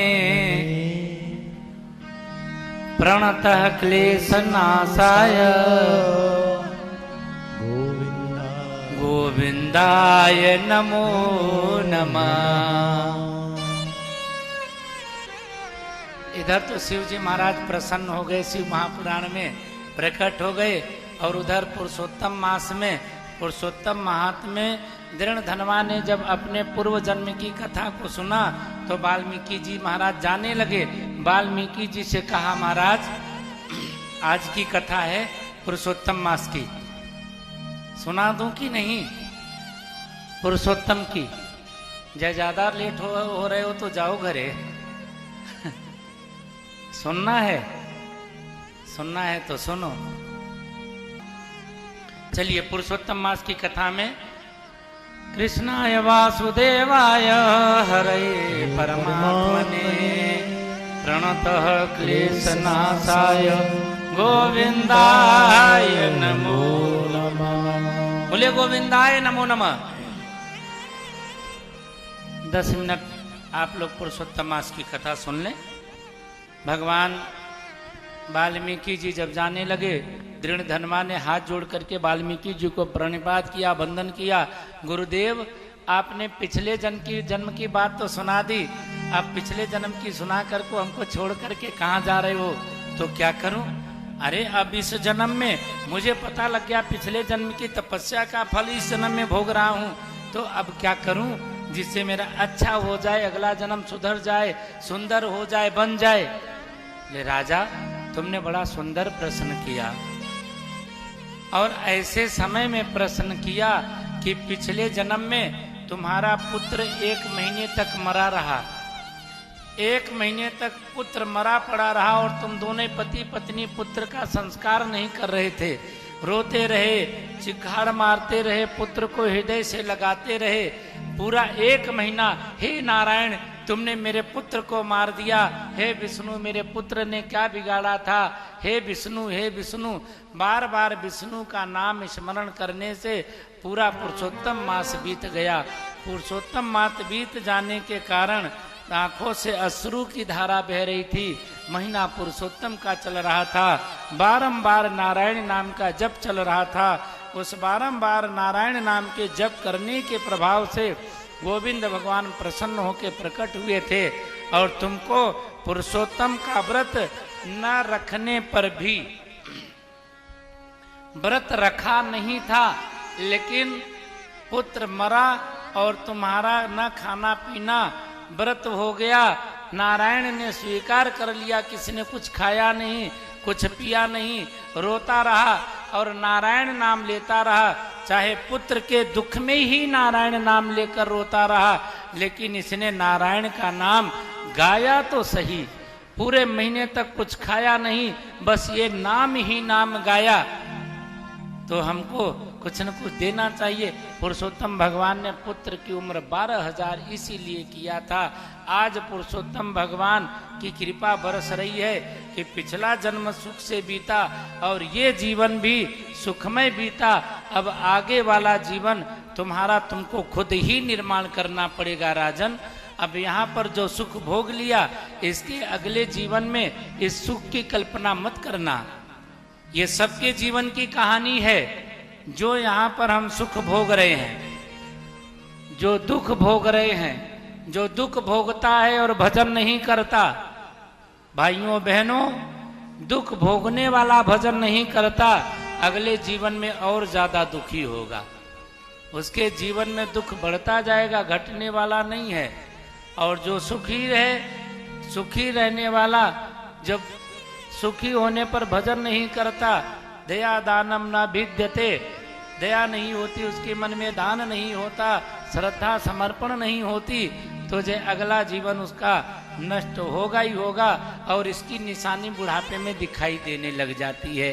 कहते हैं जो आगे होने वाला है ना, उसका प्रमाण पहले ही से मिलने लग जाता है। जैसे ग्रह सुना, ग्रह सुना, नवग्रह,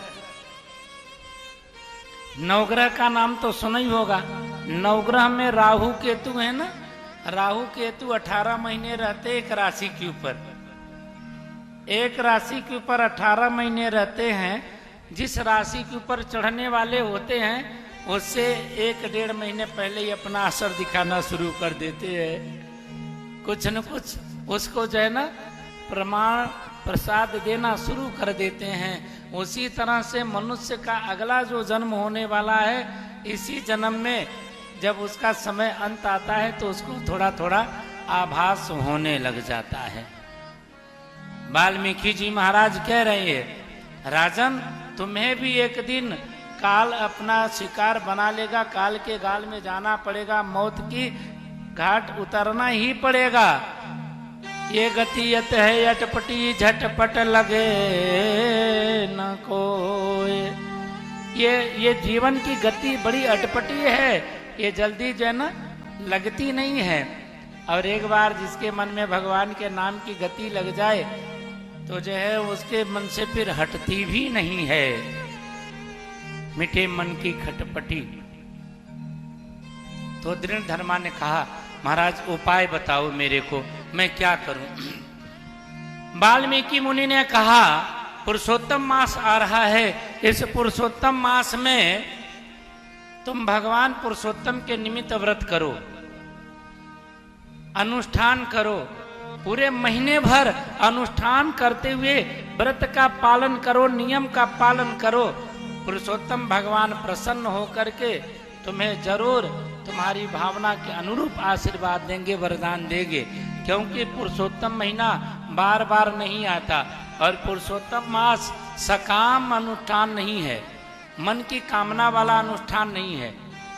जैसे ना हम मन कामना वाला अनुष्ठान करना चाहें तो इसमें ऐसा कोई अनुष्ठान होता नहीं, विवाह नहीं होता, शादी नहीं होता, यहाँ तक कि कोई मकान भी, नया मकान भी शुरू नहीं किया जाता, कोई नई गाड़ी भी नहीं लेते। पुरुषोत्तम है ना, इसलिए इसमें नई गाड़ी, नया मकान, नई चीजें, नई दुकान कुछ नहीं करते और नई शादी भी नहीं। अरे तो शादी तो नई ही होती है ना, पहली बार होती है तो नई शादी तो होती है। तो इस महीने में मेरे कहने का भाव है कि शादी विवाह संबंध आदि भी नहीं करते, शादी नहीं होता, संबंध नहीं होता, देखा देखी कर सकते हैं। हाँ, देखा देखी कर सकते हैं, लेकिन वो रोका रोकी नहीं कर सकते।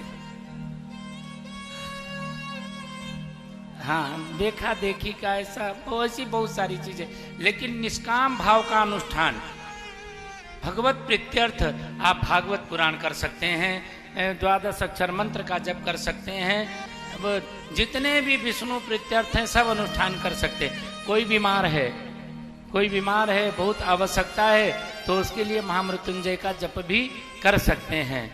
आपत्ति काले मर्यादा नास्ति। तो उस समय में ऐसा अनुष्ठान जहाँ पर जरूरत हो कि ये महामृत्युंजय का जप करना है, इसके बिना इसका काम नहीं चलने वाला, तो उस वक्त में ऐसे अनुष्ठान करने का विधान है। पुरुषोत्तम मास के व्रत का विधान बताया। दृढ़ धनवा ने पूछा कि महाराज पुरुषोत्तम मास का व्रत कैसे करते हैं? तो माताओं, देवियों, सज्जनों, आप सब लोगों को शुरू से बताता चला रहा हूँ कि पुरुषोत्तम मास का व्रत कैसे किया जाता है। सारे व्रत जैसे होते हैं उसी तरह से किया जाता है। प्रातः काल, अब तो बीत ही गया है महीना, अब तो 20 दिन होने वाला है, तो नियम यही है कि प्रातः काल उठ करके धुला हुआ वस्त्र पहन करके फिर इसके बाद में पूजन की थाली सजा करके भगवान के मंदिर में जा करके गोविंद देव भगवान का पूजन करना चाहिए। गोविंद देव भगवान का पूजन करते हुए, और जिसके पास में गोविंद देव का मंदिर न हो वो शिवालय में भगवान का पूजन करे। शिवालय में जल चढ़ाए। शिव जी महाराज और विष्णु जी महाराज दोनों की ही पूजा करने का विधान पुरुषोत्तम मास में है। बढ़िया सुंदर पकवान बनाए और सुंदर पकवान बना करके भगवान को भोग लगाए, और भगवान भोग लगाने के बाद में पहले किसी न किसी अच्छे विद्वान विप्र ब्राह्मण को भोजन कराए, फिर इसके बाद में खुद भी प्रसाद पाए। वैसे तो नियम ये बताया जाता है जो महाराज जी कथा सुना रहे हो उन्हीं को खिलाना चाहिए।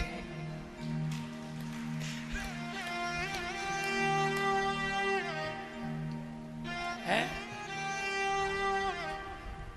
हाँ, नहीं, ये सब लोग तो ताक में बैठे हैं कि महाराज जी खाने लग जाएं तो हम खिलाएं, लेकिन महाराज जी भी होशियार हैं, कम नहीं, महाराज भी व्रत रखे हुए हैं पुरुषोत्तम का। महाराज ने भी पुरुषोत्तम का व्रत रखा हुआ है और महाराज एक समय पर भोजन करते हैं। इसके बाद में पूरे महीना ऐसे ही चल रहा है और ऐसे ही चलना है, और वो भी मंदिर प्रांगण के बाहर का कुछ खाना नहीं है। पूरे पुरुषोत्तम मास में बाहर जाना न, बाहर तो कहीं जाना भी पड़ गया, ललितपुर शहर से बाहर नहीं जाना, और जो है किसी और घर में जाकर कुछ खाना नहीं। ये पहले दिन में ही नियम हो गया था कि बस मैया के घर का खाना है और मैया के घर में ही कथा सुनाना, मैया का ही बस गुणगान गाना है। पहले दिन से संकल्प चल रहा है। तो महाराज तो जो है जो सुना रहे हैं, ये तो नियम आया तो मैंने बता दिया। अब महाराज कोई खिलाना हो तो सूखा इकट्ठा करते जाना, बाद में दे देना, हम लोग बना बना के खाते रहेंगे। वैसे भी हमारे यहाँ बहुत महाराज हैं इस समय। हाँ, गल्लन महाराज जी लोग आए हैं, महाराजों की कमी नहीं है।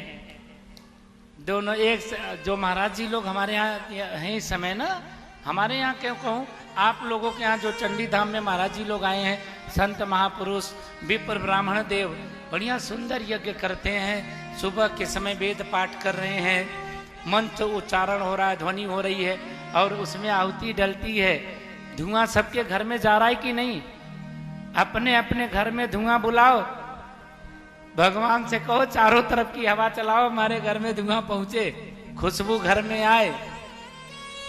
तो भगवान विश्वंभर की जो है प्रेरणा से, उनकी कृपा से यज्ञ चल रहा है और उस यज्ञ में खूब आहुति डल रही। विप्र ब्राह्मण देवता एक समय व्रत रखते हैं, वो लोग भी एक समय थोड़ा सा फलहार लेते हैं हल्का, उसके बाद यज्ञ करते हैं।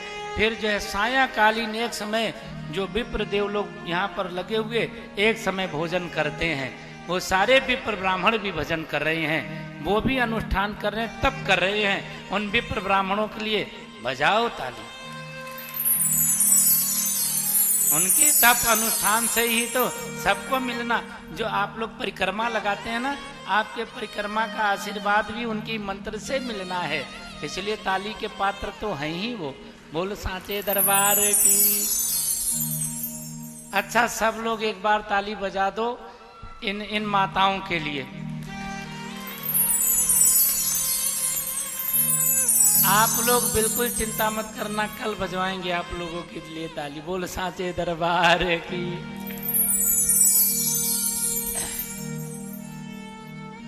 दृढ़धर्मा राजा को सारी विधि बताया और विधि बता करके वाल्मीकि मुनि ने कहा कि राजन, आप नियम का पालन करते हुए 12 अक्षर मंत्र का जप करना, भगवान पुरुषोत्तम आपकी मनोकामना पूर्ण करेंगे।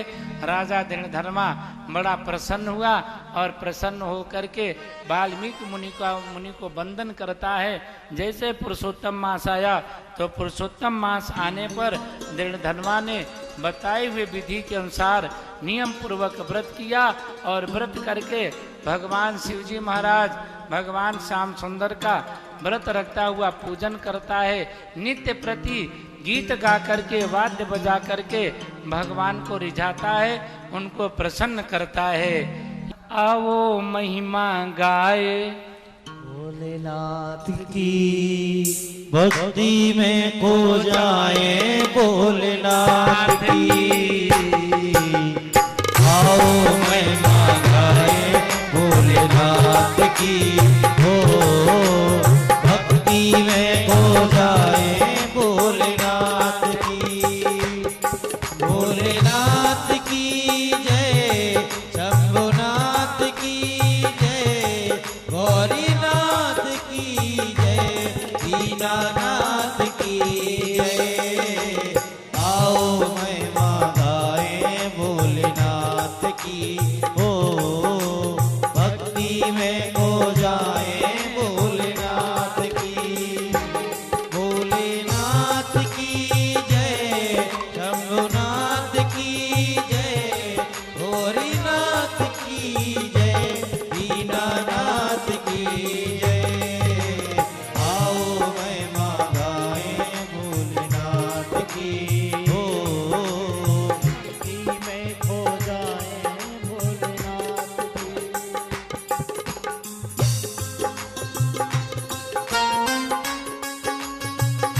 नहीं गाना है तो बंद कर दें, ताली बज नहीं रही।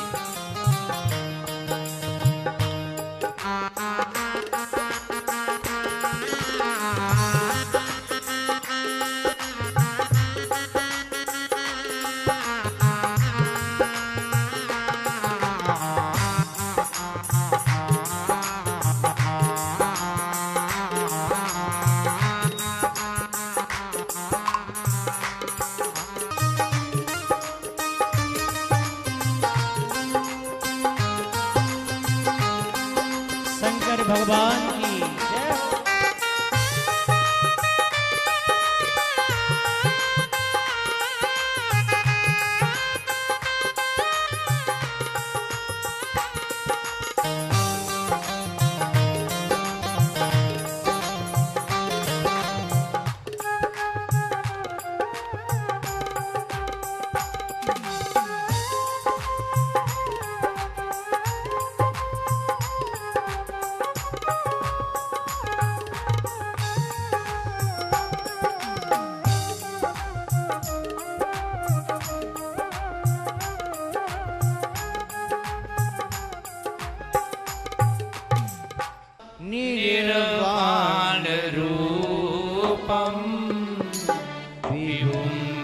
व्यापकं ब्रह्म वेदस्वरूपं निजं निर्गुणं देवे कल्पं निरीहं चिदाकाशमाकाश वासं भजेऽहं निराकारमोङ्कार मूलं तुरीयं गिराज्ञानगोतीतं गिरीशं करालं महाकाल कालं कृपालं गुणागार संसार पारं नतोऽहं तुषारातिशङ्कास गौरं गभीरं मनोभूतकोटि प्रभासि शरीरं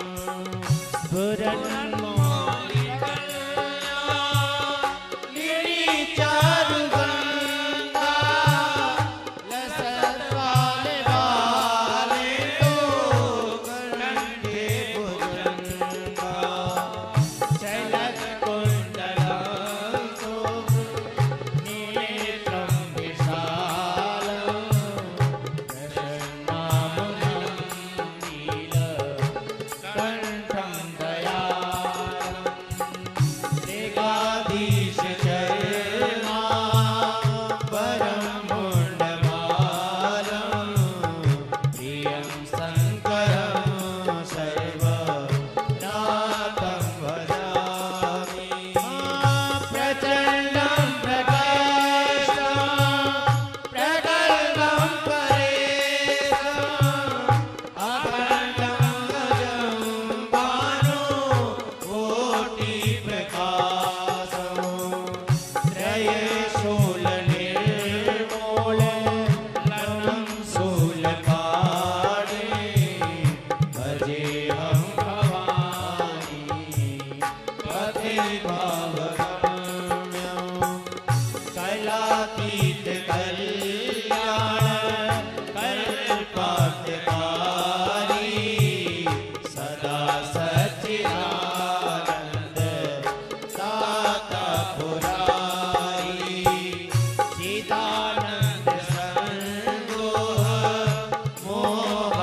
मोहपारी प्रसीद प्रसीद प्रभो मन्मतारी नया वधुमाना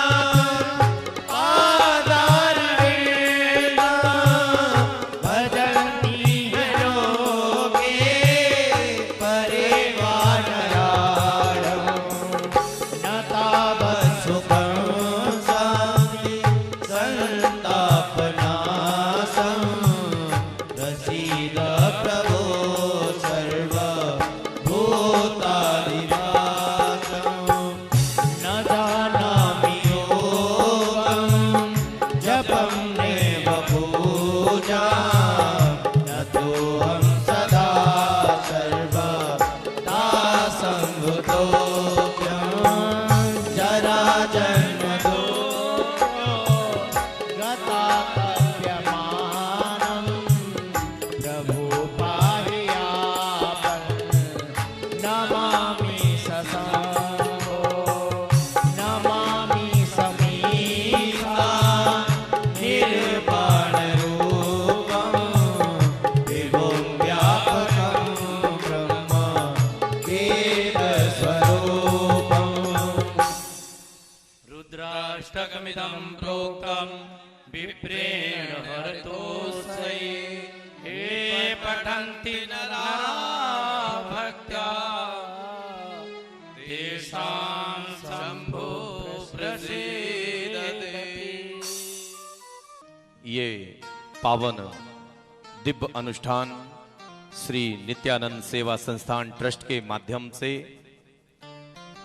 आयोजित सिद्धपीठ चंडी मंदिर ललितपुर में श्री श्री 1008 श्री नवकुंडात्मक श्री लक्ष्मी नारायण महायज्ञ 1.25 करोड़ पार्थिव शिवलिंग निर्माण, शिव महापुराण की कथा एवं श्रीमद् भागवत महापुराण की कथा, मानस सम्मेलन, ये बहुत बृहद अनुष्ठान पूज्य महाराज जी का संकल्प जो निरंतर यहां चल रहा है। वैसे ये अनुष्ठान तो 4 जुलाई से चल रहा है। 4 जुलाई से बराबर चंडी धाम पर शिवलिंग निर्माण हो रहा। जिस दिन से श्रावण का महीना प्रारंभ हुआ तो 4 जुलाई से 28 अगस्त तक ये अनुष्ठान चलेगा। रोज यहां शिवलिंग निर्माण हो रहा है, पार्थिव शिवलिंग निर्माण।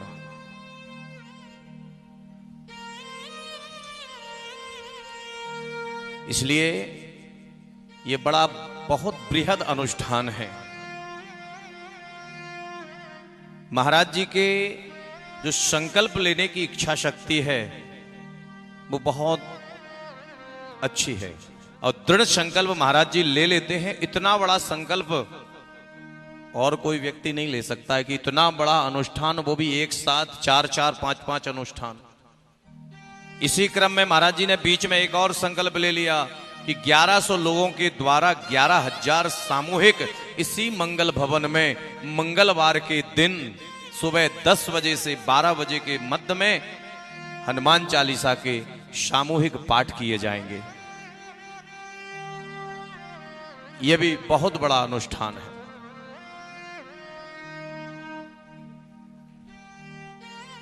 आप सभी लोगों को मंगलवार के दिन सुबह 9:30 बजे इस मंगल भवन में आना है।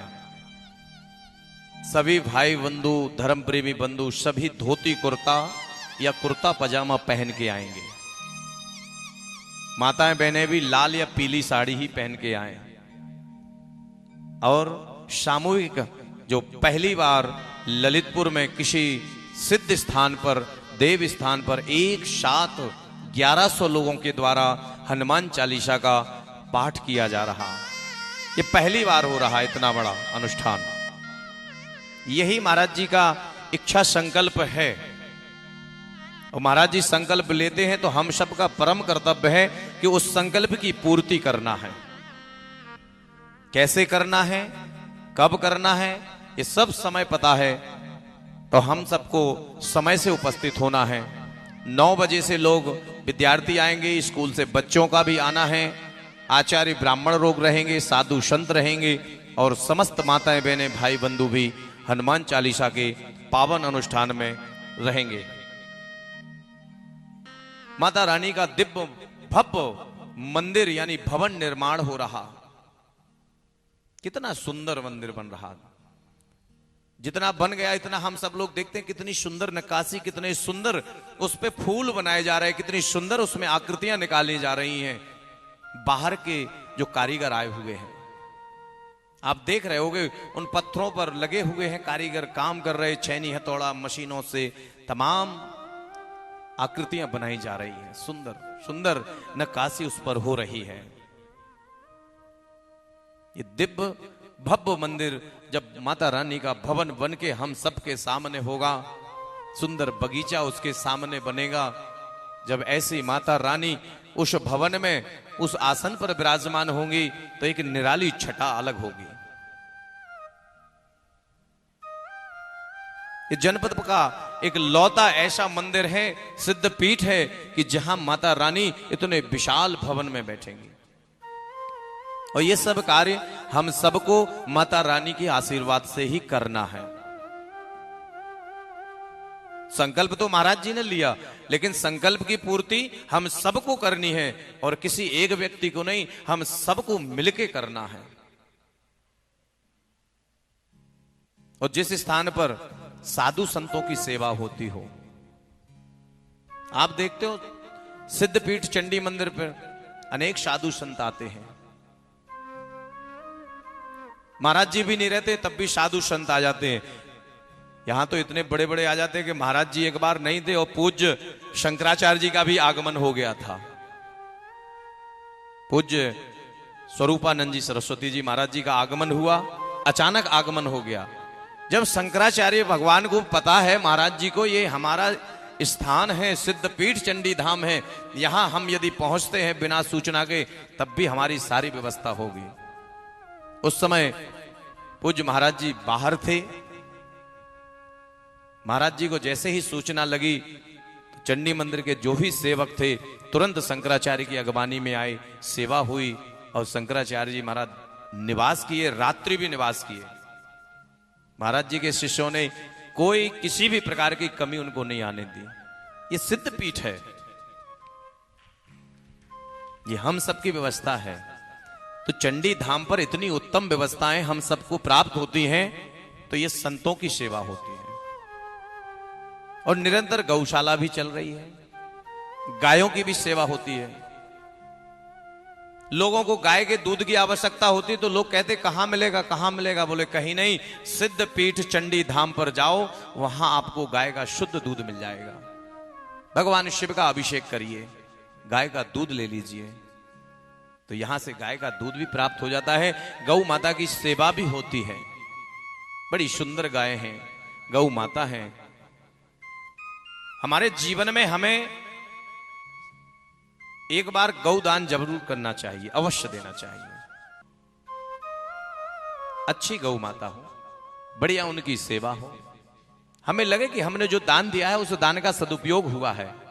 और आप लोग देख रहे होंगे कि आप जो भी यहां दान देते हैं उस दान का निरंतर यहां सदुपयोग होता है।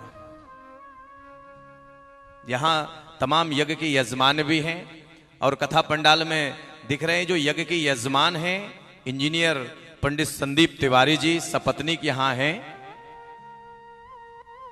ये भी यहां बहुत सेवा दे रहे हैं। आज बैठक थी, एक महाराज जी के द्वारा बैठक रखी गई थी, सभा, यजमान वगैरह सभी उसमें थे, तो यज्ञ पूजन में भी विलंब हुआ।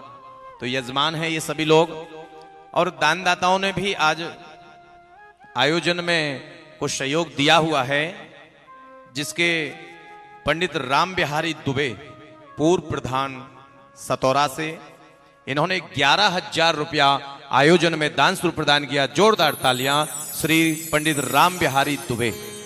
ये महाराज जी के शिष्य हैं और सदैव चंडी धाम पर अपना सहयोग प्रदान करते रहते हैं। ऐसे दानदाताओं के लिए बहुत बहुत धन्यवाद, साधुवाद। शिव महापुराण की जो कथा सुन रहे हैं टेलीविजन के माध्यम से, उनसे भी अनुरोध है जो टेलीविजन स्क्रीन पर जो नंबर चल रहे हैं उन नंबरों पर आप संपर्क करके बता सकते हैं कि हमारी क्या सेवा है, क्या राशि है। जो यजमान बनना चाहते हैं, 1 दिन के हों या 5 दिन, 3 दिन, 4 दिन, जितने दिन के जो यजमान बनना चाहते हैं वो भी संपर्क करें। जो भंडारा कराना चाहते हैं, भंडारा कराने के इच्छुक भी यहाँ संपर्क करें। कोई ज्यादा राशि आयोजन समिति ने नहीं रखी। आयोजन समिति का भी ये विचार है कि हम सबको जोड़ना है, जिससे जो सहयोग बने हमें उससे वो सहयोग अवश्य लेना चाहिए। महाराज श्री का एक ऑफिशियल चैनल है, श्री चंद्रेश्वर गिरी जी महाराज चंडी धाम चैनल है, यूट्यूब चैनल, और फेसबुक पर आप लोग उसको लाइक करें, शेयर करें। फेसबुक पर लाइक और शेयर करें। ये चैनल है जिससे आपके द्वारा जब आप उसको यूट्यूब पर, फेसबुक पर आप सर्च करेंगे तो आपको ये कथा दिखाई देगी और सुनेंगे, और अधिक से अधिक लोगों तक वो शेयर करें, जिससे जो बाहर के लोग हैं, जो घर बैठे हैं, वो घर बैठ करके मोबाइल के माध्यम से भी इस कथा का आनंद ले सकें, कथा को श्रवण करें। पूज्य महाराज जी के श्री चरणों में प्रणाम करते हुए आग्रह करते हैं कि हम सब के लिए शिव महापुराण की कथा का पुष्पान कराएं। पूज्य महाराज। करेण वीणा परिवादयन्तीं तथा जपन्तीम् अपरेण माला मराल पृष्ठा सनि सन्निवेशा सरस्वती त्वां शिरसा नमामि।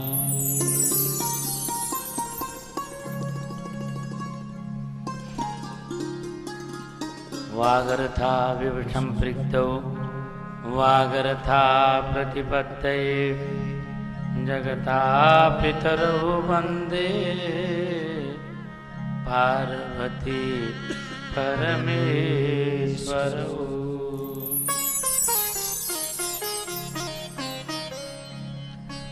गंगा तरंग रमणीय जटा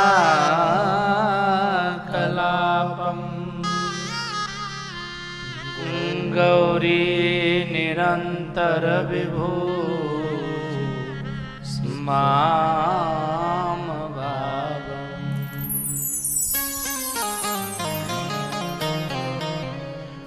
नारायण प्रिय मरंगमदापारम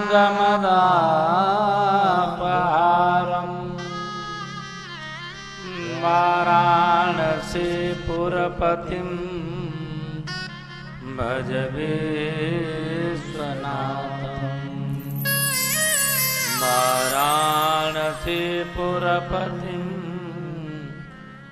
भज विश्वनाथं।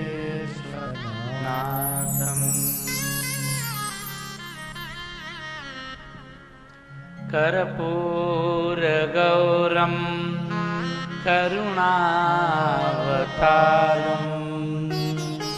संसार सारम भुजगेन्द्रहारम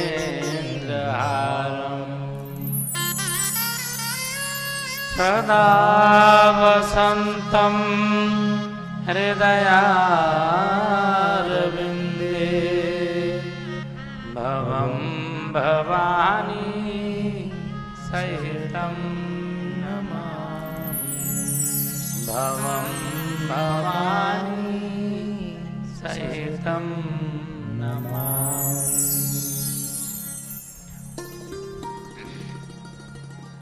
जय जय श्री राधारमण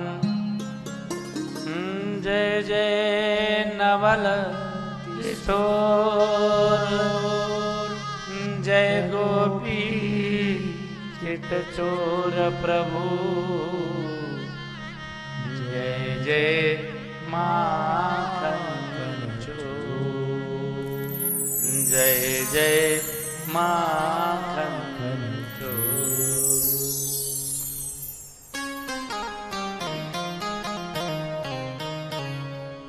कवन सुकाज कठिन जग माई कवन सुकाज कठिन जग माही कवन सुकाज कठिन जग माई कवन सुकाज कठिन जग माही कवन सुकाज कठिन जग माई कवन सुकाज कठिन जग माही जो नहीं होई तात तुम पाई जो नहीं होई तात तुम पाई जो नहीं होई तात तुम पाई जो नहीं होई तात तुम पाई पवन तनया बल पवन समाना पवन तनय बल पवन समाना पवन तनया बल पवन समाना पवन तनय बल पवन समाना बुद्धि विवेक विज्ञान निधाना बुद्धि विवेक विज्ञान निधाना विवेक विज्ञान निधाना बुद्धि विवेक विज्ञान निधाना आवत सरया आदि कठिनाई आवत सर यह अति कठिनाई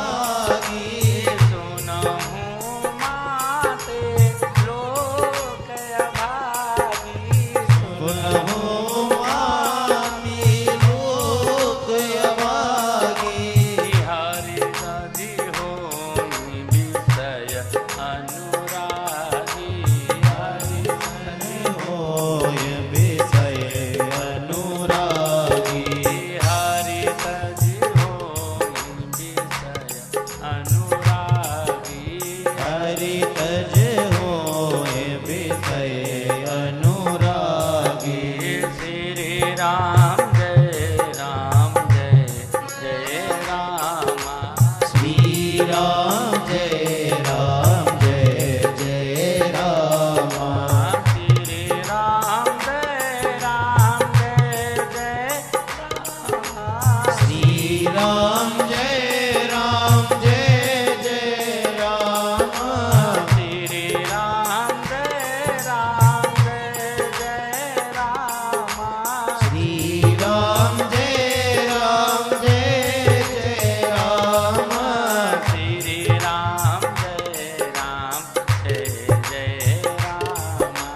श्री राम जय राम जय जय राम। श्री राम जय राम जय जय राम। श्री राम जय राम जय जय राम। श्री राम जय राम जय जय राम। श्री राम जय राम जय जय राम।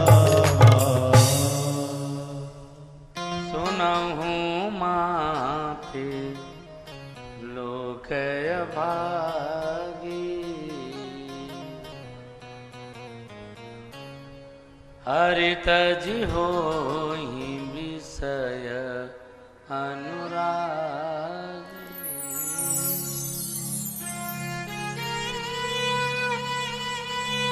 भगवान शंकर पूर्ण परात्पर पार ब्रह्म परमेश्वर आनंद कंद सच्चिदानंद भगवान माता पार्वती को कथा सुना रहे हैं। और कथा सुनाते सुनाते भगवान ने अंतिम में ये बात कही, हे उमा हे पार्वती, संसार में वो लोग अभागे हैं। कौन लोग अभागे हैं? कल भी ऐसी बात आई थी ना।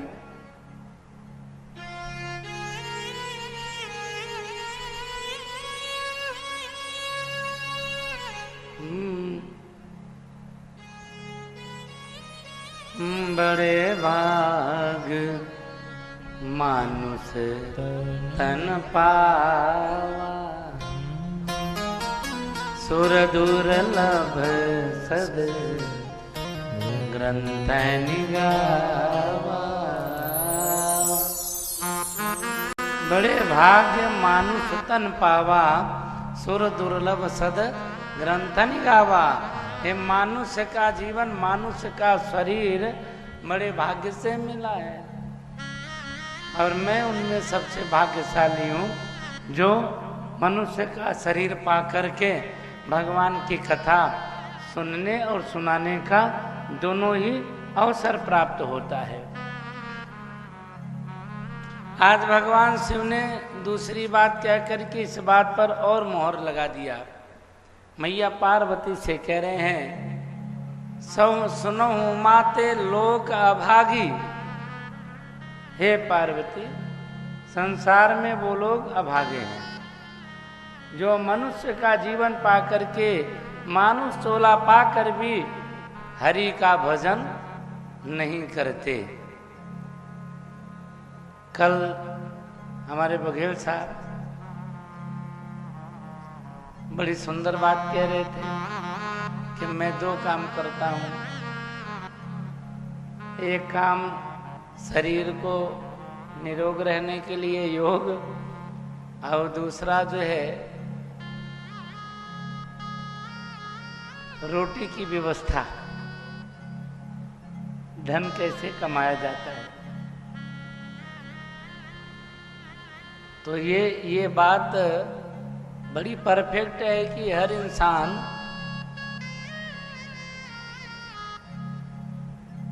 रोटी के लिए घूम रहा है दिन भर, रात भर भी चिंतन उसका यही है। हमारे संत महात्मा भी यही कहते हैं, हरि का भजन पेट का धंधा। हरि का भजन पेट का धंधा, जो न करे सो मूरख अंधा।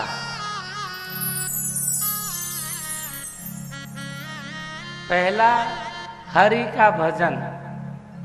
सुबह सुबह प्रातः काल उठते ही हरि का भजन शुरू होना चाहिए। शुरुआत, उठने की शुरुआत ही अपने हाथों से ही भगवान का दर्शन करते हुए, धरती माता को प्रणाम करते हुए फिर पैर नीचे उतारना चाहिए धरती पर। तो हरि का भजन और पेट के लिए मेहनत करना, उद्यम करना, ये दो काम बड़े मुख्य हैं। अब उसमें से यदि आप एक अपना लो और एक छोड़ दो तो गड़बड़ी हो जाएगी। बैलेंस बिगड़ा ना, बैलेंस बिगड़ने पर, संतुलन बिगड़ने पर फिर उसको संतुलन में लाने के लिए बहुत प्रकार के यत्न करने पड़ते हैं। बहुत धन कमाने से भी ना हरि का भजन नहीं किया तो वो धन भी किस काम का। लेकिन एक बात है, हरि का भजन करने से धीरे धीरे हरि कृपा हो जाती है, व्यक्ति की बुद्धि वैसी हो जाती है और वो अपने आप धन कमाने लग जाता है, उसके पास में आने लग जाता है फिर जो हरि का भजन करे नियमित। तो यहाँ पर भगवान शिव ने माता पार्वती से कहा कि संसार में वो जीव दुखारी है, वो जीव अभागा है जो हरि का भजन नहीं करता, जो प्रभु को छोड़ करके विषयों में आसक्त अनुरक्त रहता है, जो नाम में को छोड़ करके अन्यत्र मन को लगाए रहता है, वही संसार में अभागा है।